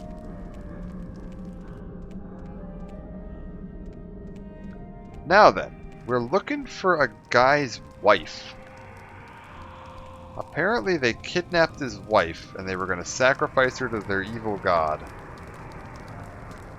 What is that? Ancient Daedric key? Okay. Wow, look at this place. It's so neat looking. Alright. Bunch of crappy food, a bunch of junk. I mean, this is alright. I guess. Are these actually that good? This is really valuable. I'll keep that. Although 30 weight, jeez. Is it that good? Okay, this is not worth it. That's okay. That's okay. That's okay. Yeah, the tower shield is definitely not worth it. We'll sell the rest of this as soon as we get to town. I don't want the axe. That's just really heavy for no reason. And they had a key. Oh. And they had a back area. Well, what's back here? Is this where they're keeping the guy's wife? Oh my god, it's getting dark. We're finding a deep, depressing, dark cave full of awful nonsense. Ashalmoea Shrine, Sunken Vaults. Well, what the hell is this?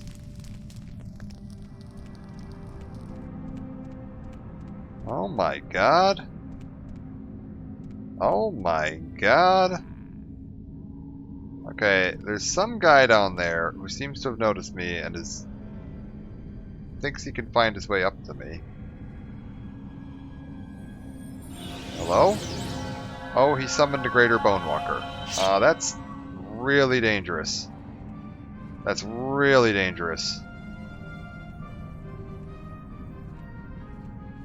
That's really, really, really dangerous. I don't like any of that. I also don't like that I don't know where he went.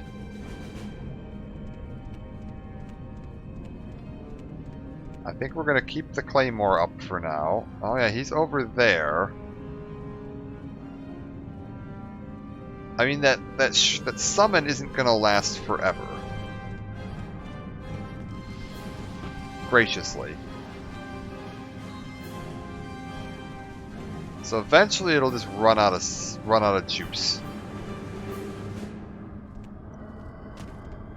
Oh, what's this?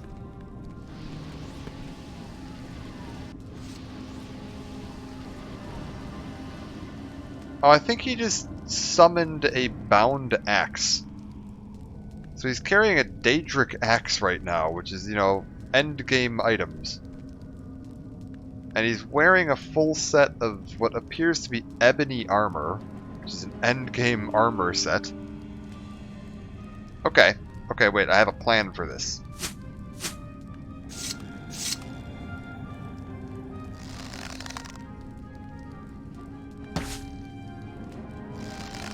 The plan is to pointlessly shoot arrows at him until he's annoyed, because I have no skill at this.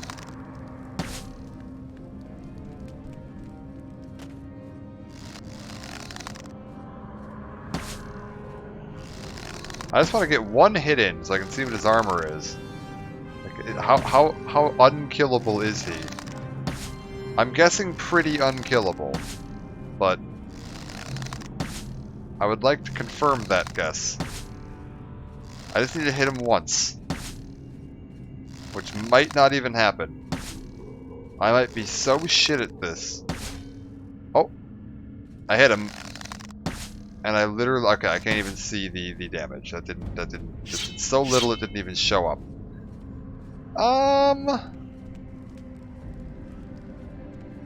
Can I get back up? Well, not that way, not like that. Okay. We're down at the bottom now. I found a book that we'll go ahead and take that. It gave me some destruction skill. I found... Well, pick it up. I found a chest. He's probably going to run up behind me and murder me any second now, which is fine.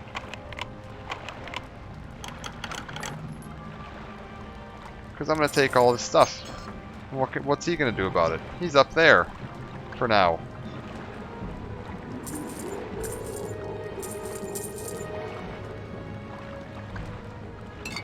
Oh, a cheap Rising Force potion. That's good. That's a Levitate potion. Ooh, Bargain Invisibility, Poison Resistance, Night Eye, Intelligence, another Rising Force potion. Scroll of Frostbane, that's a weakness to Frost Scroll. Elemental Burst Shock.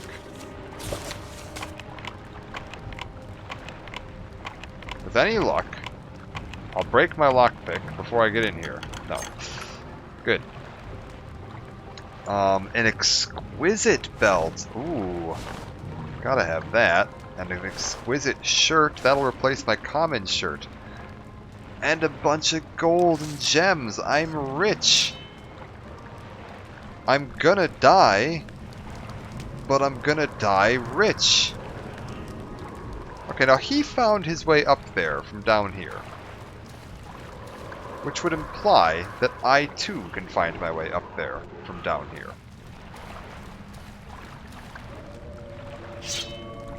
Do I want to do that? Who knows? As a matter of fact, let's make a backup save. There we go. There's the backup save. This is probably just going to get me killed, but it might not.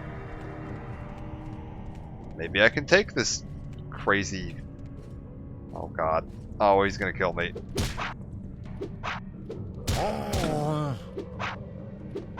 Oh, he is super gonna kill me.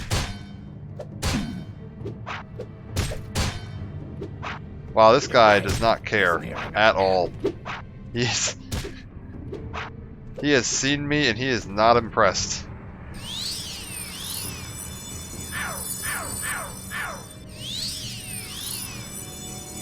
Okay. What if we just, do that?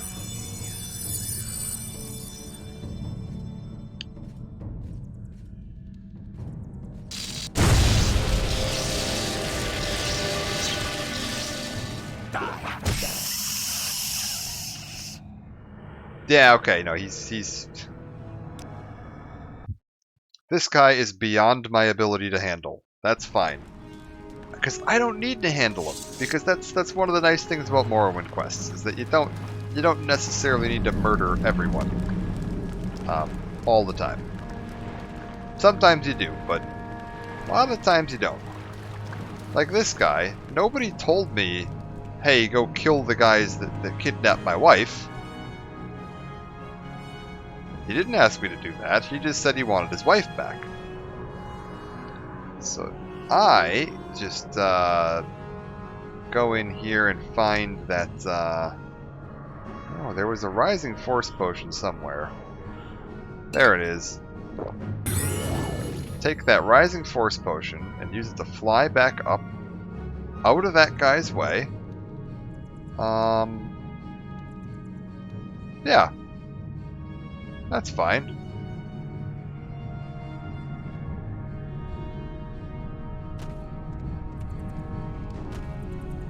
I could probably use it to get up there and look around. Sometimes they'll have pretty good hidden items like up on the top bits there. But I don't need to. And we found everything I wanted to find here. I got some good loot. Got a lot of money. And that guy down there in the ebony armor with the crazy overpowered Daedric war axe, whatever the hell he was just using. I don't need to fight him. We'll just leave him. He's fine. He can enjoy his basement. And I'll just wander on and look for this guy's wife, because I'm still trying to find the guy's wife. It's been like 3 in-game days or something like that. But I'm sure she's fine. Okay. Level 40, locked, trapped. With any luck, this is that Daedric key that I picked up. Or it's about to kill me. Oh, it's the Daedric key. Thank God.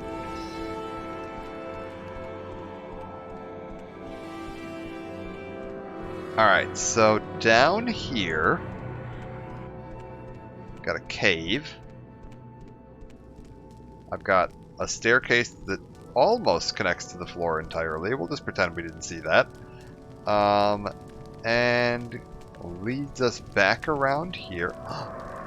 Oh my god. If you want something, now's the time to talk. You have got to be kidding me. Oh my god, he wasn't lying to me. His wife was actually kidnapped by cultists. Come. Come with me. We're leaving.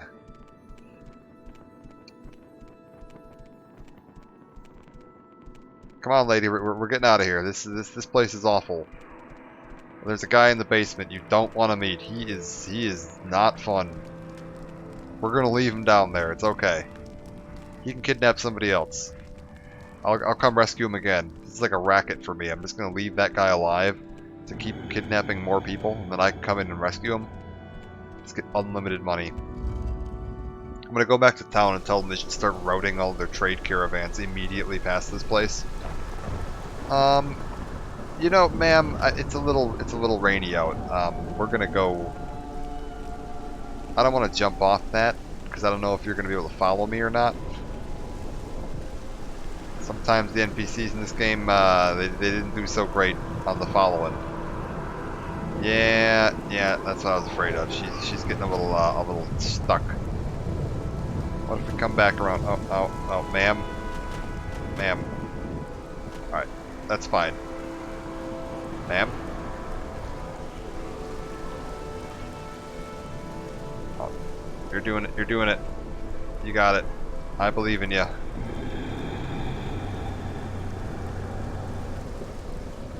Okay, maybe if we just give her a little push. No, she's really liking that corner, I think is the problem. What if we go over here? Yeah, okay, she's freed herself from that. God, this place makes some interesting noises. So I'm gonna guess that I need to get her back to her husband. At least that would make sense to me. So if we just... Okay, she can make that, that's fine. This is the way I came up. Right here. Come on. And then her husband was almost straight east of here.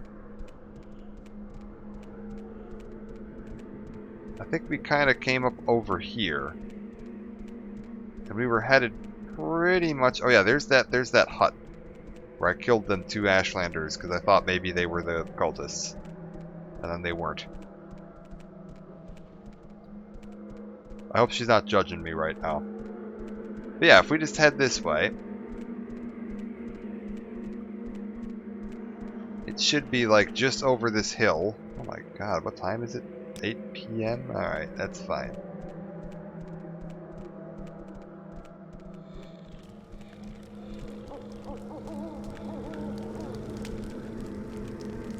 I was totally expecting to get there and find out that this guy's wife didn't exist. And then this was all a trap or something. I genuinely did not think there was a chance in hell that I was going to walk west and find a shrine and there would actually be a kidnapped wife in there. Bethesda hadn't gotten that crafty yet, I guess. But that's kind of the problem I have with some of the more modern games, that they're so formulaic, because you just, like, you know the twist, because there's always a twist. So, like, anytime you get a quest, and they're like, oh, my wife's been kidnapped by cultists, you know that, like, it's either the wife didn't get kidnapped by cultists, or, like, she's the head of the cultists, or there was a... There's always a twist. It's never just like, oh, my wife got kidnapped by cultists. Oh, there she is. You found her. Thanks. And I kind of like that sometimes, because you know what? Everything in life doesn't always need to be this big dramatic nonsense. Like, sometimes it is just as simple as, like, yes, my wife was kidnapped by cultists. That's a common problem people have in the real world, isn't it?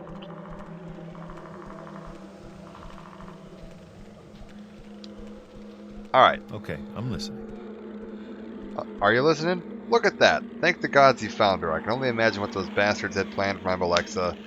Please take your reward, and I'll make sure to let House Redoran know for the service you performed for me today. Thank you again. Do you have anything else to say? No? How about you?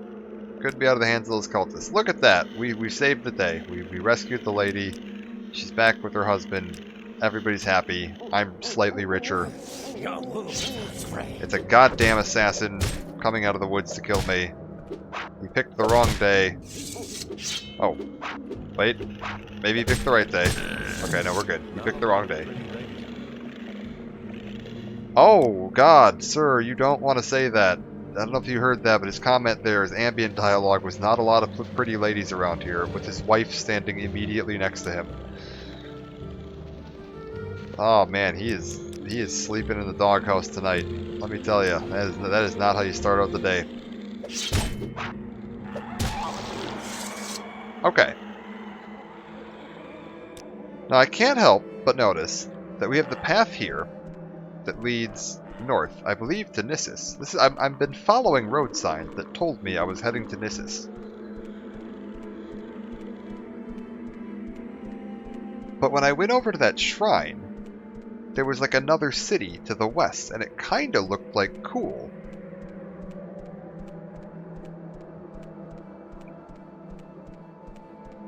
Well, I could have sworn that Nissus was south of Cool.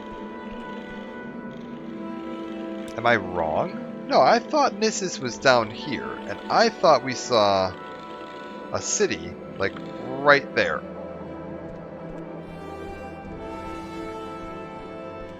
So either I'm forgetting an entire city in this game, which is entirely possible, or these road signs are taking me on the most convoluted way possible. Okay, no, it's not Cool. Because here's a sign telling me how to get to Cool. Is it Aldvalathi? Because see, that's telling me Cool is over that way. Like up here. And it's telling me that Aldvalathi and Nissus are over this way.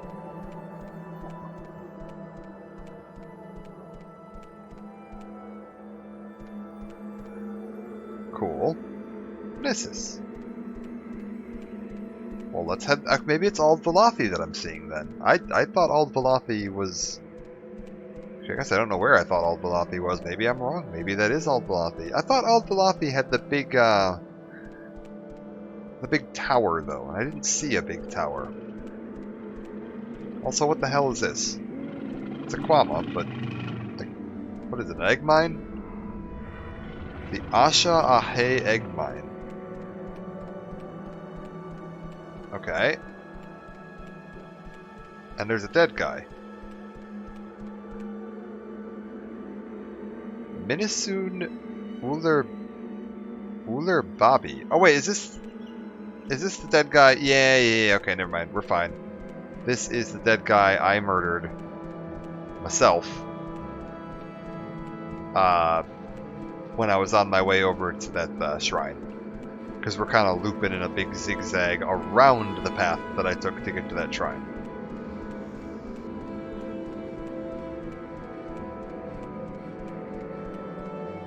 Okay, so we're going to keep heading this... Oh.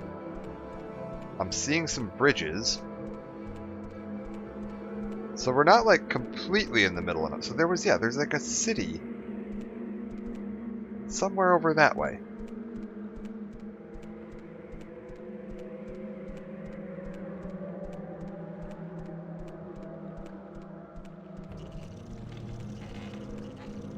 Alright, we'll just try not to fall off. Or more likely, from what I remember from playing Morrowind back in the day, try not to get stuck in the bridge. I seem to remember these handrails being like... the collision detection wasn't quite right. Sometimes you just kind of get stuck. Alright, what have we got over here? Looks like there's another bridge over that way, but that's not, like, connected to anything, so I'm not going to use it.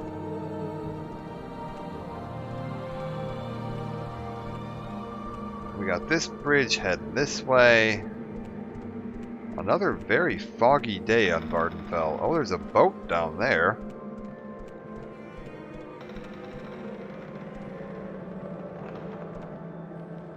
Somebody's been up to something up here.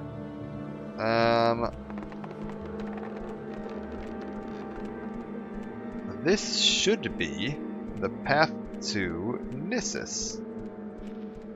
Uh-oh. Oh, okay, thank God. I was like, the path branches. Which way do I go? I go this way. But what's this then? It's a path to nothing. Oh, it's Ashamoia. That's okay. Wait. No. It wasn't Nissus that I was seeing. That wouldn't make any sense. Oh, no. It was Old Velothi. Because there's the tower. Oh, I just didn't see the tower. I saw the boat and the docks and the little house, but I didn't see the tower. It must have been like behind Ashalmoia.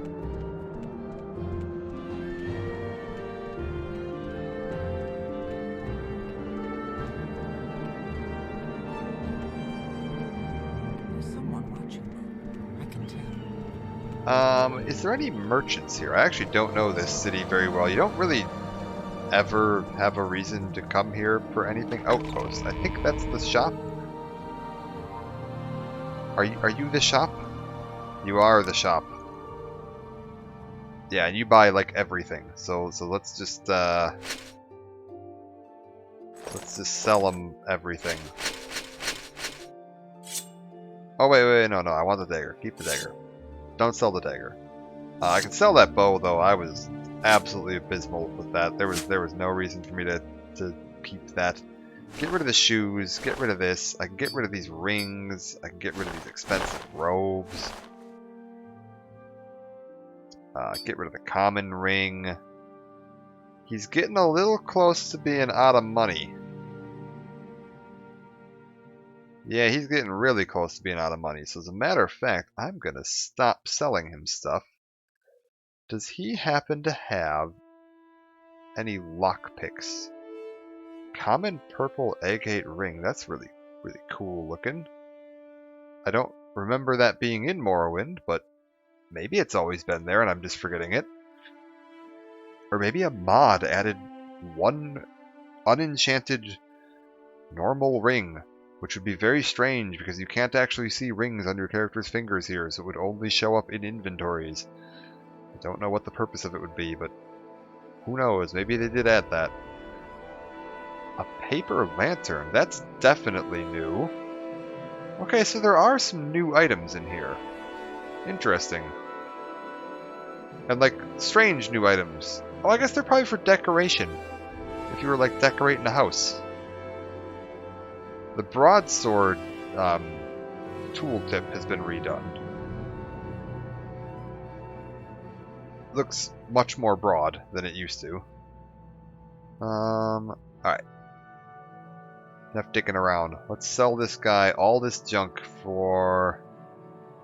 I'm gonna say we can get away with 375. I think. Yeah. Alright. I'm much lighter now. Yes. Much lighter. And much richer, which is the more important bit. I think I've got, yeah, 1,500 now. That's pretty good. I don't remember if there's any quests here. I've got better things to do, so if you don't mind, let's move this. There's really not much going on up here in Old Velothi. We'll poke around and see if we see anybody that has a quest for me or anything. Yanis Arvil's shack. You're not Yanis Arvil. You're Cyrilla Arvil. You must be his wife. Old Velothi. It's been quiet. I think everyone is concerned. These outcast Ashlanders will kidnap more people. Didn't you hear they took Madura Saran? She was but a simple pilgrim. Someone needs to rescue her. Oh, I do rescues. Some rogue Ashlanders have a small camp just south of the village. They took her there. Look for the camp past the lighted tree up on the hill. Oh. Okay. I'm waiting. So south of the village, past the lighted tree. That sounds interesting. Up on the hill. Oh. Is it... Do they mean this?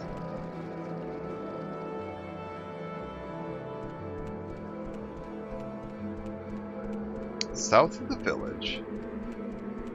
Past the lighted tree. Was it that? Up on the hill. Oh yeah, right here, right here. I think they did mean that.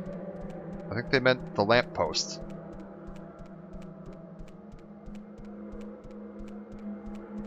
Hello? They're not attacking. I'm waiting. You'll have to talk to Abyssal. He's inside. Okay. They seem friendly enough. I will listen, Outlander, but make it quick. Abyssal Acer Basalit. Sure. Latest rumors, little advice. Breering is a barbarian at the Skyrim mission in Ebonheart. He's remarkably educated and well-spoken for a barbarian. Okay. Someone attacks you first. Yeah, that's fine. What do you can... We will keep this pilgrim. I'm gonna guess. Okay, we're gonna show off part of Morrowind here that even I don't care for. How speechcraft works. Speechcraft in Morrowind wasn't great. You got your persuasion screen. I can either admire him, intimidate him, or taunt him, or I can give him a bribe. Admire is supposed to raise this little disposition bar here.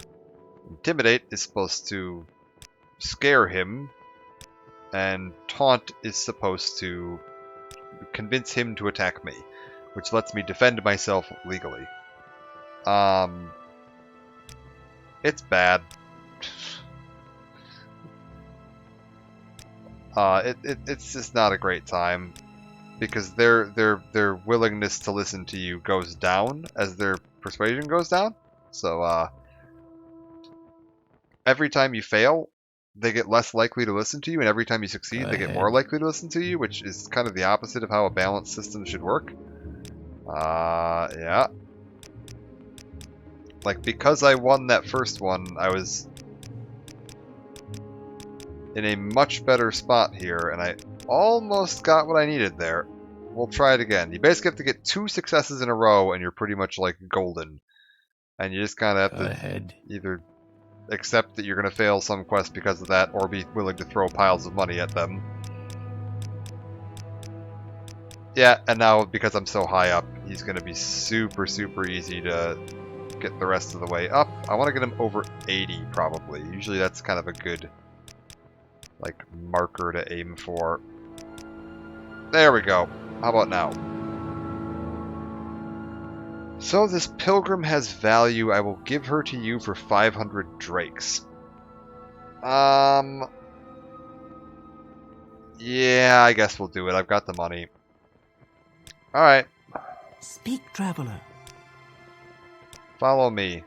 Take me to the outpost. Sure, we'll get you out of here. Speak quickly, Outlander, or go away. Not gonna lie, lady, you were an expensive kidnapping.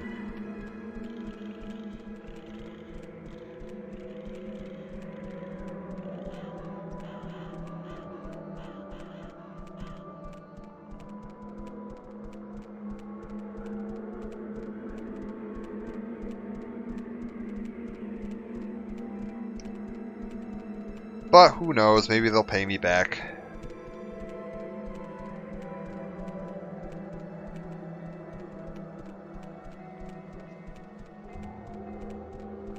The outpost was this building over here, Speak, traveler. I believe. Yes. Thank you for getting me to Aldaloth outpost. Okay. You're the one who's rescued her, right? It's nice to see someone occurred. Did I literally get nothing for that quest? Stand around and talk to you. You're kidding me, right? Ma'am? Yes, I'm her. I can spare a few moments. If You're you kidding care me, to right?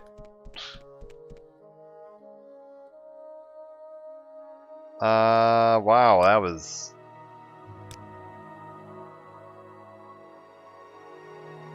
So I guess I got a disposition bump with everyone here. Felden Virith, Sword of the Hetman of Aldaloth. Okay, sure. What can I do for you? Oh, this guy apparently That's eventually gives me jobs for House Redoran if I join House Redoran. I suppose that's probably nice. Speak, traveler. Not gonna lie, that quest was kind of a letdown. I'm waiting. Do you have anything useful? No?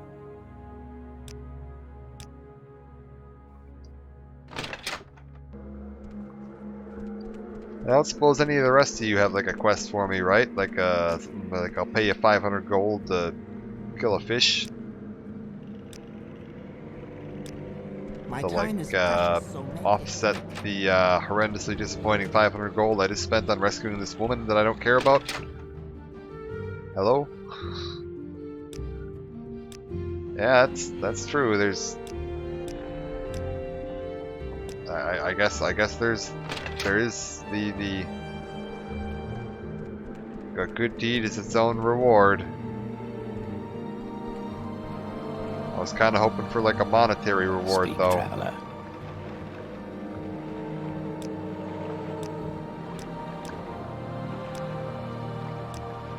Especially considering everyone still kind of just hates me because I'm an Argonian. Speak, traveler. And everyone in Vardenfell is just a bit of a horrible racist? No? Nothing? I'm waiting. You don't have any dialogue? Alright.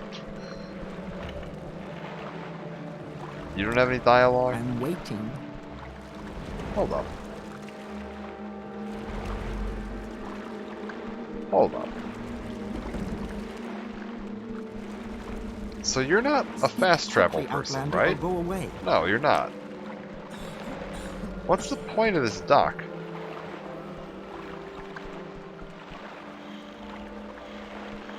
Speak, traveler. No? Anybody? Alright. Well, Let's hear it. I guess we've done everything we can do here. Aldalathi, latest rumors.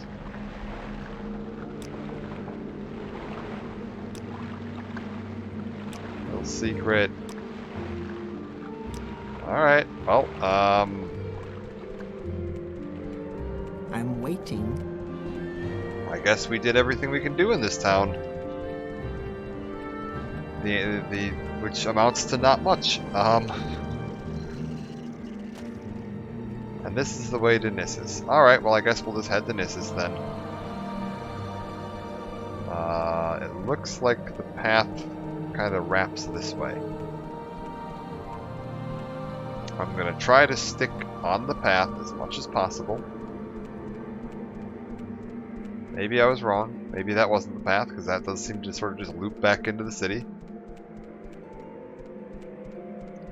Must be this path.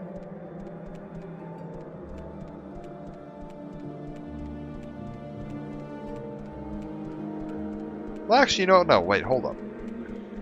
I wanted to go to Cool. Because we're going to head up towards the Sheagorad region. So I need to get up towards Cool.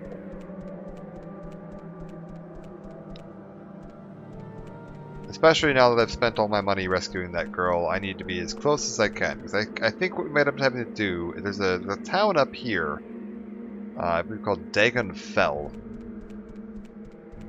You can take a boat to. And boats in this game are more expensive the farther you're traveling. Not a huge amount. It's like I could definitely afford the boat right now, I think.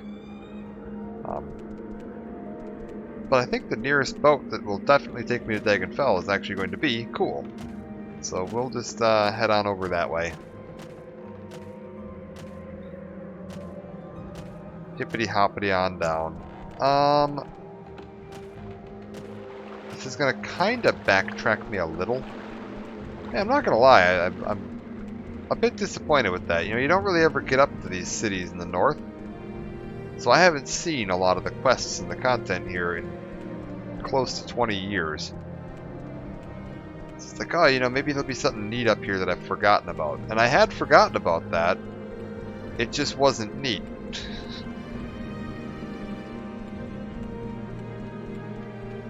I guess the rescuing the guy's wife, that was neat. I'd forgotten about that. And that was fun. I'll do that again. If anybody wants to go throw her back in there, I can go rescue her again. That'd be fine. Let's see what we've got going on up. Oh, another mine. Oh, no, not another mine. I'm just looping back on myself, and I found the first mine a second time.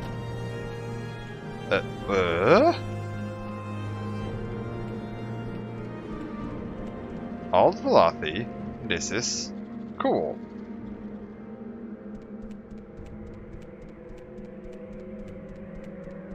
Cool. There's definitely a town. Like 5 feet that way. I could see the Silt Strider.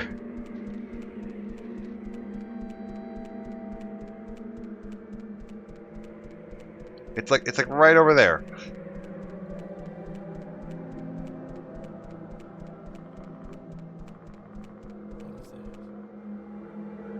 What was that? Is that... Are those bandits? Hold up.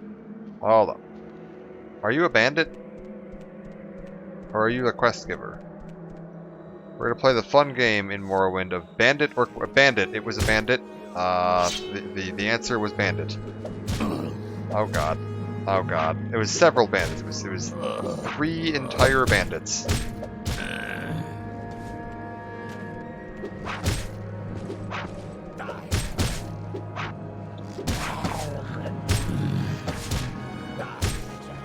With a 4th decorative bandit sitting down in the back.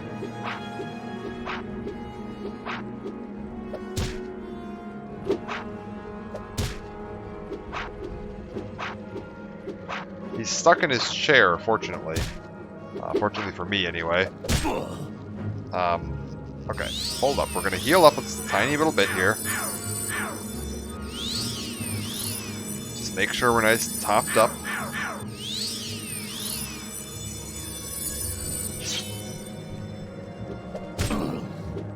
And with any luck... Oh! Hey, we've actually finally gained a level.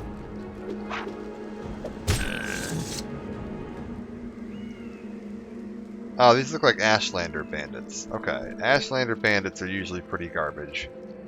I guess he's got some money. I'll take the money. Chitin boots aren't very valuable. This is pretty valuable. At least like weight to value ratio, it's pretty valuable.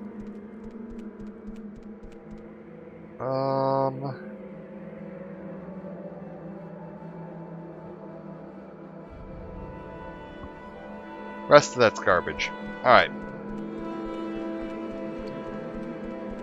Now this looks like Nissus to me. But it must be cool. Because the signs say it's cool. The signs wouldn't lie to me.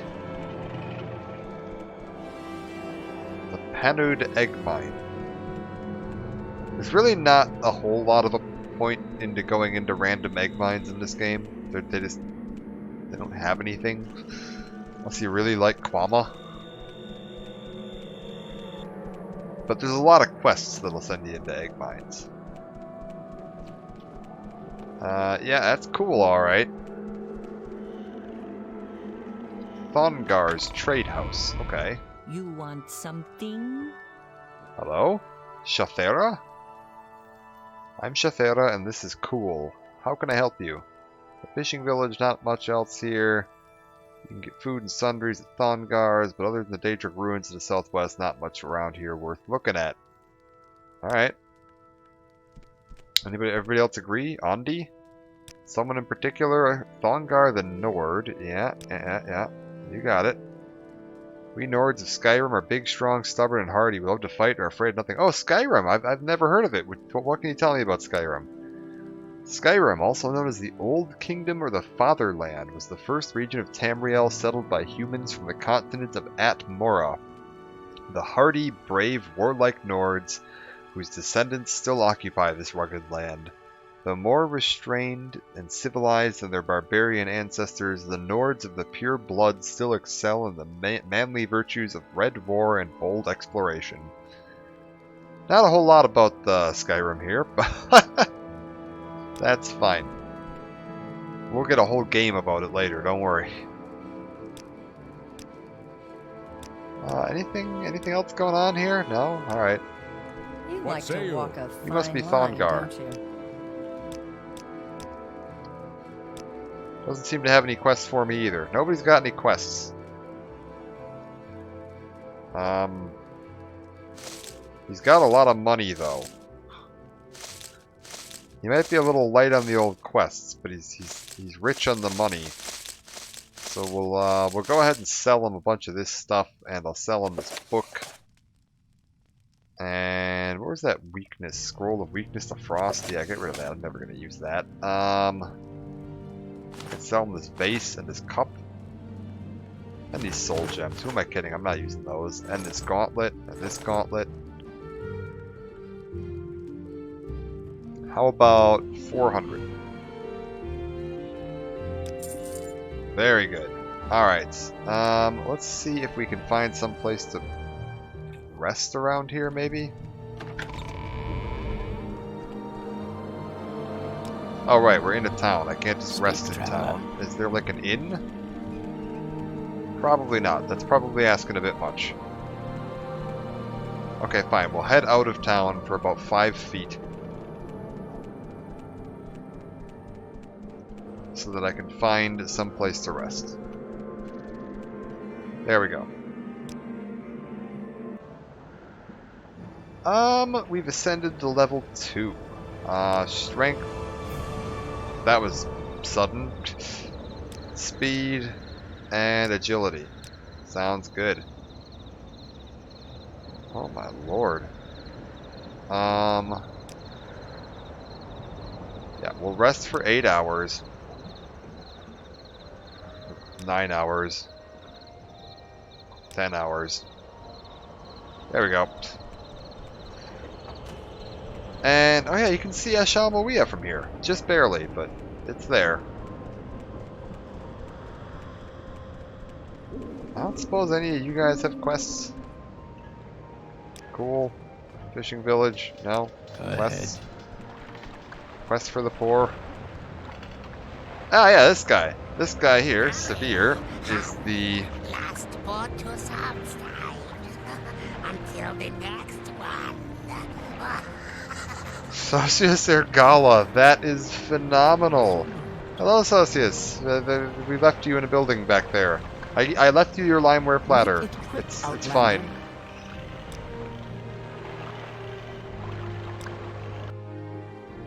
For the first time, someone has disembarked as a prisoner and not robbed you blind. Alright, we've made it up to our final destination of Dagon Fell, and now I just wanted to kind of poke around up here. I know, it's a shock, isn't it? I think I'm the first person in Morrowind history to leave that platter, intentionally leave that platter on the wall. Oh god, what the hell's happening now? But yeah, I was like, this is a bit of an area of the map that, I mean, like, you don't come up here often, do you? I mean, there's really no reason to ever be up here. So you just kind of don't see it. You get to ignore this whole area for every quest in the game, pretty much. I can't think of a single thing that sends you up here. There's stuff to do up here. There's quests once you get up here and you start poking around. Like we got all these Dwemer ruins, and we got some stuff up there. But yeah, there's not really anything up around the area that sends you anywhere. I want to say one of Morrowind's Easter eggs is on an island not too far from here. And as long as we're up here, I'm going to see if we can find it. Because I'm pretty sure that Maik the Liar is on an island, like just off the coast over there. What's this? Sorkvild's Tower. Well, that sounds ominous. What do we got going on out there? Oh god. Other than me almost falling off that cliff, what have we got going on out there? With the view distance higher, I should be able to see... Oh. Oh, I think... Oh god, we're slipping. I think I see him. So yeah, this was the first appearance of Maik the Liar in an Elder Scrolls game, and he's kinda just a weird fourth wall breaking Easter egg in this one. Tucked in the way, way back corner of the map that no one would ever have any reason to go to. Like, we are, for reference here, I can't zoom in on this map. I can't even move this map. But, yeah, Dagon fell all the way up here in the corner. This is about as far northeast as you can get without walking off the map. And he's just kind of out in the middle of nowhere. With a little chair and a fishing pole. Got the lovely hat. He's got some fancy shirt and stuff here. What does he got to say to us? Greetings, Maik knows many things. What is your interest? You seek knowledge? Maik has much. Some of it verified by actual facts. Now this is odd. He should have dialogue for me. There it is. Let's take a look. Becoming a lich.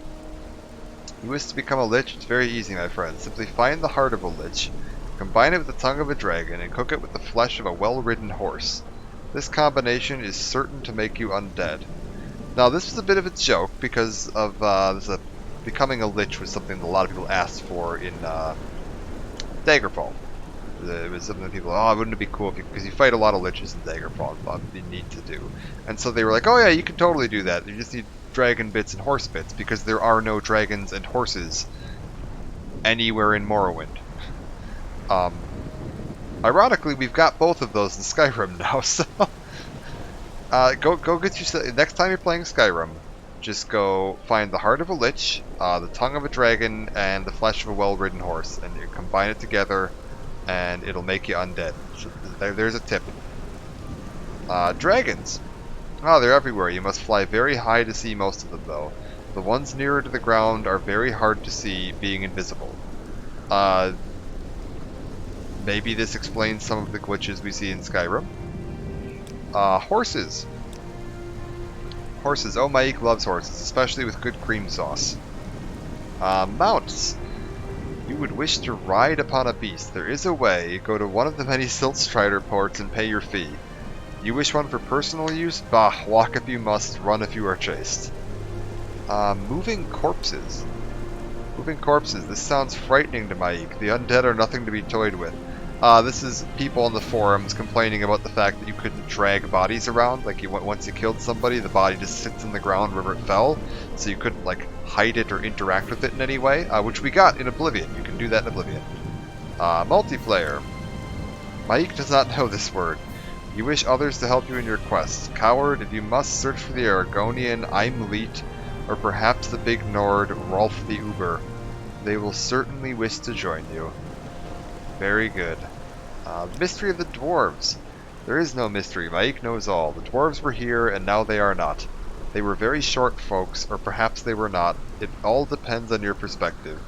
I'm sure they thought they were about the right height.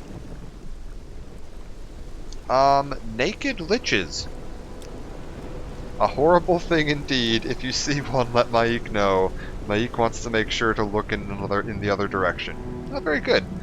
Nudity.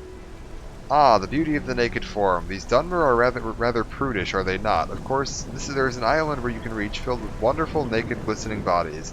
It only appears when the moons are full, the rain falls, the seas run red, and it is Maik's birthday. That is somewhat of a poke at the complaint people had that Daggerfall had full frontal nudity, whereas Morrowind did not, because they were trying to release it on consoles, and you couldn't have full frontal nudity in a console game at that time and get it past the ratings board. And they wanted to go for a teen rating for Morrowind because it makes it more marketable and it's easier to sell. Especially when you're trying to, sell it as a title on like Xbox back in the day. Rope climbing. Climbing ropes that hang is too difficult. Maik prefers to climb the ones that are tied horizontally. The Shrine of Boethia. You seek the shrine that is no longer there. An interesting concept. Look to the seas to the west. There lies what was once the shrine. Take a deep breath and begin your search. Now that is a very vague hint, but that's true. Your journal has been updated. There is an entire quest chain related to restoring the Shrine of Boethia, and finding it is one of the hardest parts of that quest. And this gives you your only hint. Normally you can find a guy that mentions that he's looking to rebuild the Shrine of Boethia, but he doesn't know where it was at all. He has literally no idea. And so Maik actually gives you one of your only hints. If you happen to find him, he will give you a clue. Talking Mudcrab Merchant. Maik has heard of this. They've got all the money. Mudcrab's taking over everything. They already run Pelagiad. I don't know what this bit about Pelagiad's about. Talking Mudcrab Merchant, though, is another Easter egg in Morrowind. Down on the southern coast, it is a regular-looking mudcrab that you can walk up to and talk to. Has, I believe, it is 10,000 barter gold, and his barter skill is set up in such a way that you always get the displayed value of the item. Most merchants in this game, if an item says it's worth 500, they are not paying you 500. They will pay you 125. The Talking Mudcrab Merchant always pays full value. Finally, we have were sharks. I've only met one, but he was afraid of the water. Alright. So there you go, the first incarnation of Maik the Liar. Possibly the only one if you buy the whole, there's a theory, fan theory, that Maik is able to time travel. That he is, canonically, he is like effectively a god. He's like what Tiber Septim is. That he's traveling through space and time, assisting the various, I guess assisting in quotes there, the various heroes of the Elder Scrolls series.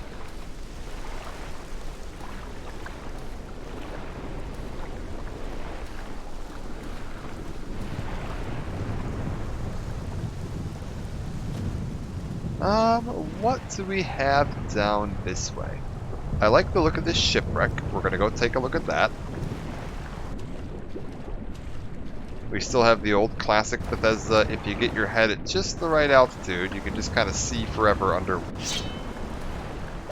underwater. Listen here, you.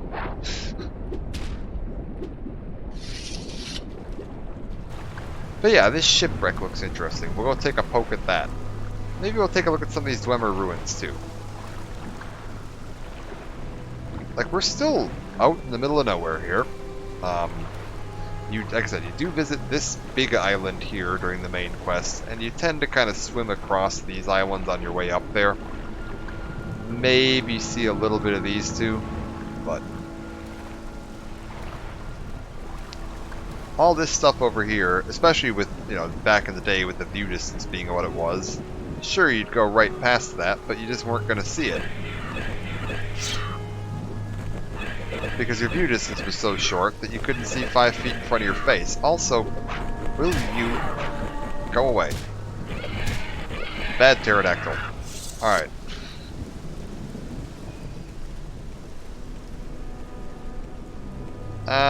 What is this boat? Ancient shipwreck cabin. Ancient shipwreck upper level. Okay.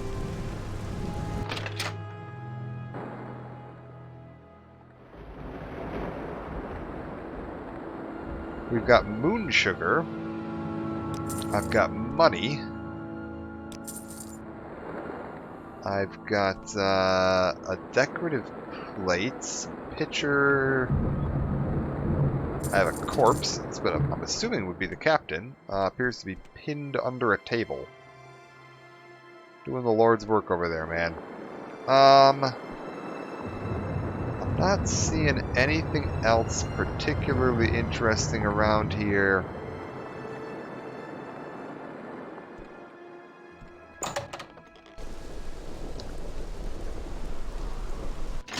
I suppose we'll take a peek. Oh, what is this?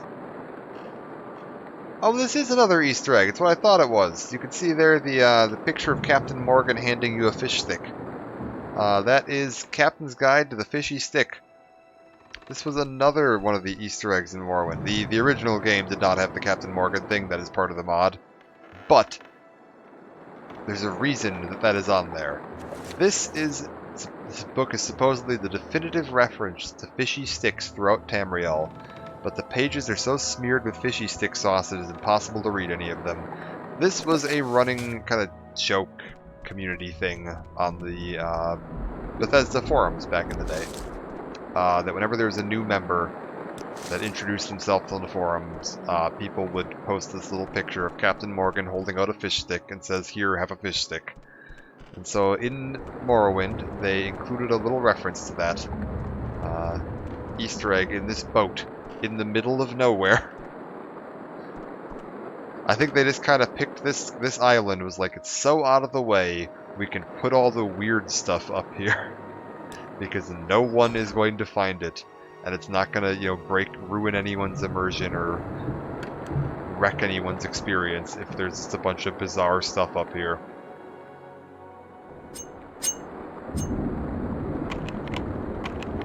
Oh, well, there goes my lockpick. Well, I suppose we'll have to do the rest of this without lockpicks. Just one random rat. Certainly, there is a lot of rice in this boat. I feel like maybe they were, it's like when you get like water damage on your phone, they're like, just put it in a bowl of rice. I think this shipwreck, they were like, oh, we got a lot of water damage on our ship, and we'll just fill it with rice. I'm not entirely sure that would work. I thought this was going to be one of the two, like, Easter egg joke shipwrecks, but I didn't know which one, because there's another one somewhere out here. I don't know if it's this set of islands or like it's one of these islands over here. But there's a lady in Balmora that you meet really early on in the game if you're kind of following the standard route that a lot of players take through this on their first playthrough. You're going to get to Balmora, you're going to join the Fighters Guild, and one of the first quests, I think it's actually the first quest, the Balmora Fighters Guild sends you on. What is that shadow? Oh, it's the mud crab. Yeah, one of the first quests they're going to send you on is to go and help a lady who has rats in her home. And Trelosa something? I can't remember her name. But, you're going to find out that she's obsessed with pillows. Like, absolutely obsessed with pillows.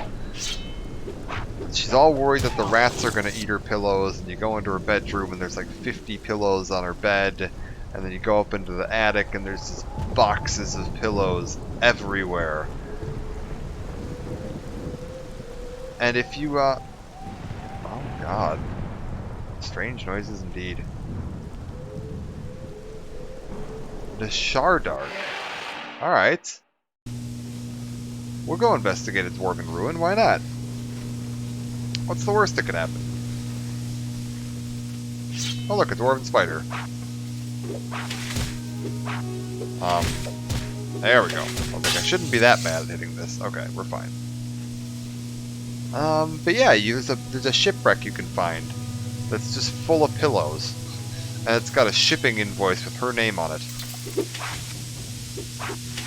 Let's have a nice little Easter egg touch. She was ordering hundreds and hundreds more pillows. But the ship wrecked. Oh, the key! I found the key to the Shardark. And a ruby. Oh, this is going very well. Unfortunately, I don't have any lockpicks, and I'm very unlikely that I'm going to find one inside a Dwemer ruin.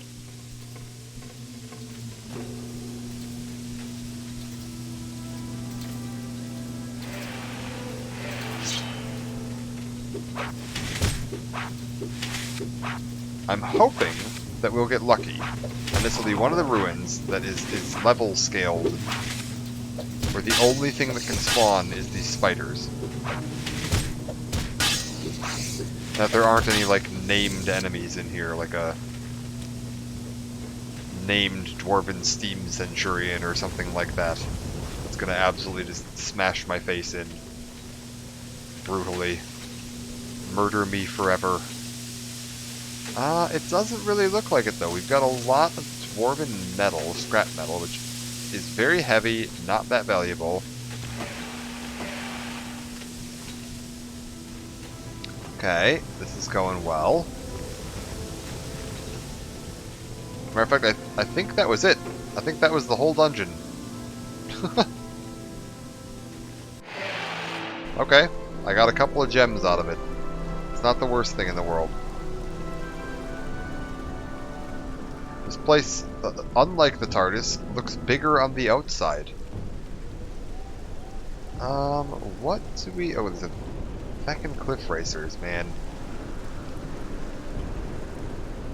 Somebody needs to go free G-Up and let him go on his little cliff racer expedition, because my god.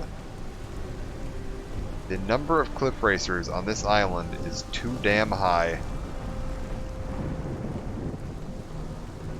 Alright, what else do we got around here? Oh.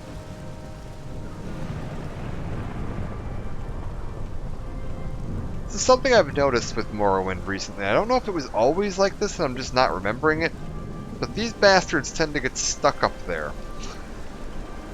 And like, he's not going to be coming down for a minute. I don't know if it's maybe the frame rate, maybe because I got the frame rate uncapped, so I'm running at like 120 frames a second right now. Like, I don't know if that's why he's having so many problems, but he's just going to follow me around up there for a bit. He's fine. Don't worry about him. He'll work his way down eventually when he feels like it. And it seems to happen more often when I've been playing recently than I remember it happening. Like, I do remember doing the little thing where you stand under him and you pull your sword out, you jump, and then as you come down, they kind of come down with you a little bit. But like, look at this guy. I'm just jumping away down here, and he's not moving. I swear they were a little better at finding their way down to you than this. Like, sometimes they would get a little hung up. That's certainly true, but I don't think to this extreme.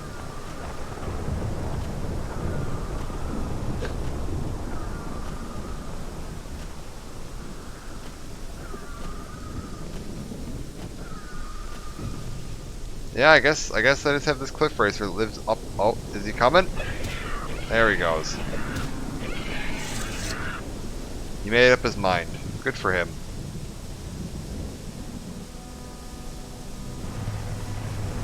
We'll just keep on heading this way. I think... Oh. We should... Yes. It's a really cool looking area over here. Oh my god. Got some lava pits. And then around here, ooh, a statue, a big dwarven statue. Let's actually get the time of day forward a little bit so you can see that.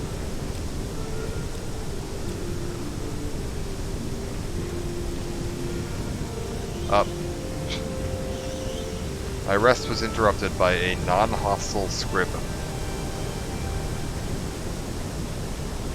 Mizzou left. Another dwarven ruin. What have we got in this one? I have a feeling I'm not going to get lucky and find two dwarven...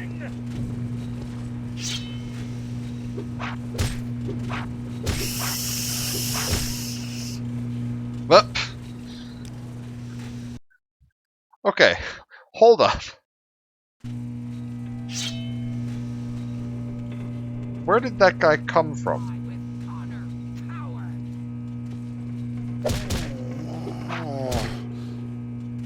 Alright, I'm thinking maybe I'm not going to be able to beat these people.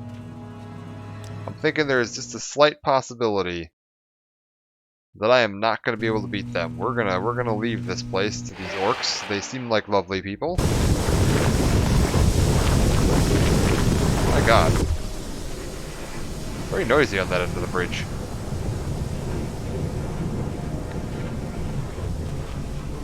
Maybe one day we'll come back with some better equipment and deal with that for now. Oh god, hello.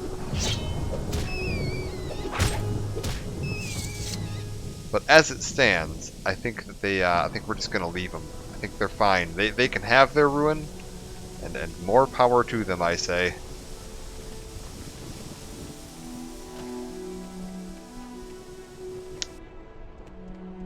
I think what we'll do is we'll kind of loop back around this way, up towards Dagon Fell, because I believe Dagon Fell is like on the other side of that mountain. And we'll poke around Dagon Fell a little bit, see if there's anything going on as far as like quests or anything up here. And I'll probably come back at some point, poke around with this character a little bit more, do a little bit of sightseeing in Morrowind. This is one of my all-time favorite games. I've put so many hundreds of hours into this. My Steam library is not a very good depiction of how much Morrowind I've played. I'm curious how much it thinks I've played. It's not the correct amount, I can tell you that much.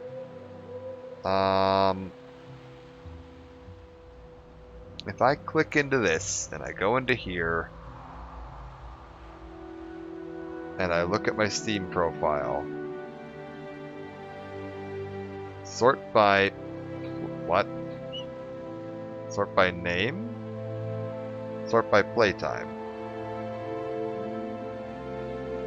It's telling me that my most played game is Cities Skylines with 10 hours. That's certainly not true. Oh, it's because it's putting the download stuff at the top. Whatever. Where does it put Morrowind for me? How much Morrowind does Steam think I've played? 59 hours. Yeah, that's not right. Because unfortunately, most of my playtime was, or maybe fortunately for my own sanity, most of my playtime was on the CD copy that I had back in the day, and then the Xbox version. And then I had quite a bit more back in, I think it was around 2007 or 8. Shortly after Oblivion came out, because I wasn't a huge fan of Oblivion at launch, and it ended up kind of convincing me to go back and play more Morrowind. But that was on my original Steam account that I lost the password and email to. Because it was something, I'd set the Steam account up, like, way back when, like when Steam first launched. Like for Half-Life 2. And the email account I used was whatever my internet service provider gave me, like my Time Warner Cable built-in email. I don't remember what on earth that was from 20 years ago. And I don't remember the account name that I used from many years ago, so it's kind of a lost Steam account. Somewhere, my original Steam account is floating around out there with like 6 games on it, because that's all they had on Steam back in the day. It has like Half-Life 1, Half-Life 2,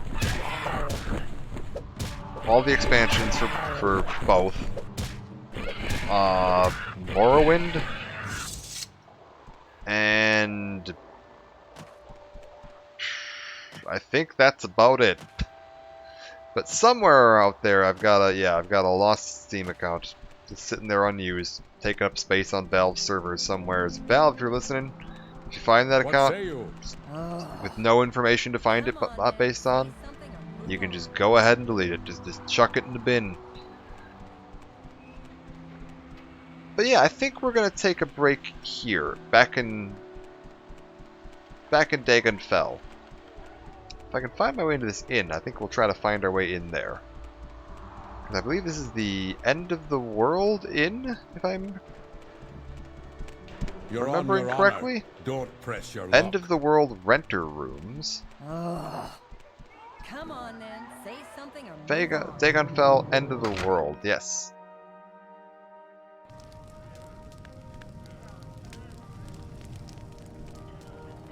Sarnir the Clerk.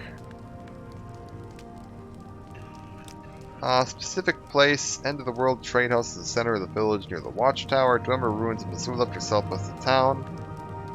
Shrine of Malakath is on Shagorod Island, west of Missoulaf. I don't think that's correct. The Sanctus Shrine, a pilgrimage site sacred to the temple, the Tylee Island west of the Sheogarad Island, the Nord Wizard's Sorkvild the Raven occupies the Wizard's Tower east of the village. Haima Farseer's ship, the Telmora, Sadrith Mora, Telerin, and Cool is the only travel service. Sorkvild, who is he? He is known to the local people as a necromancer. His tower is east of town. He has from time to time tried to engage me in conversation on various topics, including Clavicus Vile and the legendary Second Era servant Nagasta the Slowed. He is charming and personable, but I do not trust him. Well, that sounds interesting. Maybe we'll go say hi to him Don't next stand time. about. Who are you? I am not even going to attempt to pronounce your name, for Firfinild. Well, I guess I did, but Firfinild. What do you got for me? Oh! Conveniently, clicking barter with her crashed my game. So I suppose that is the end.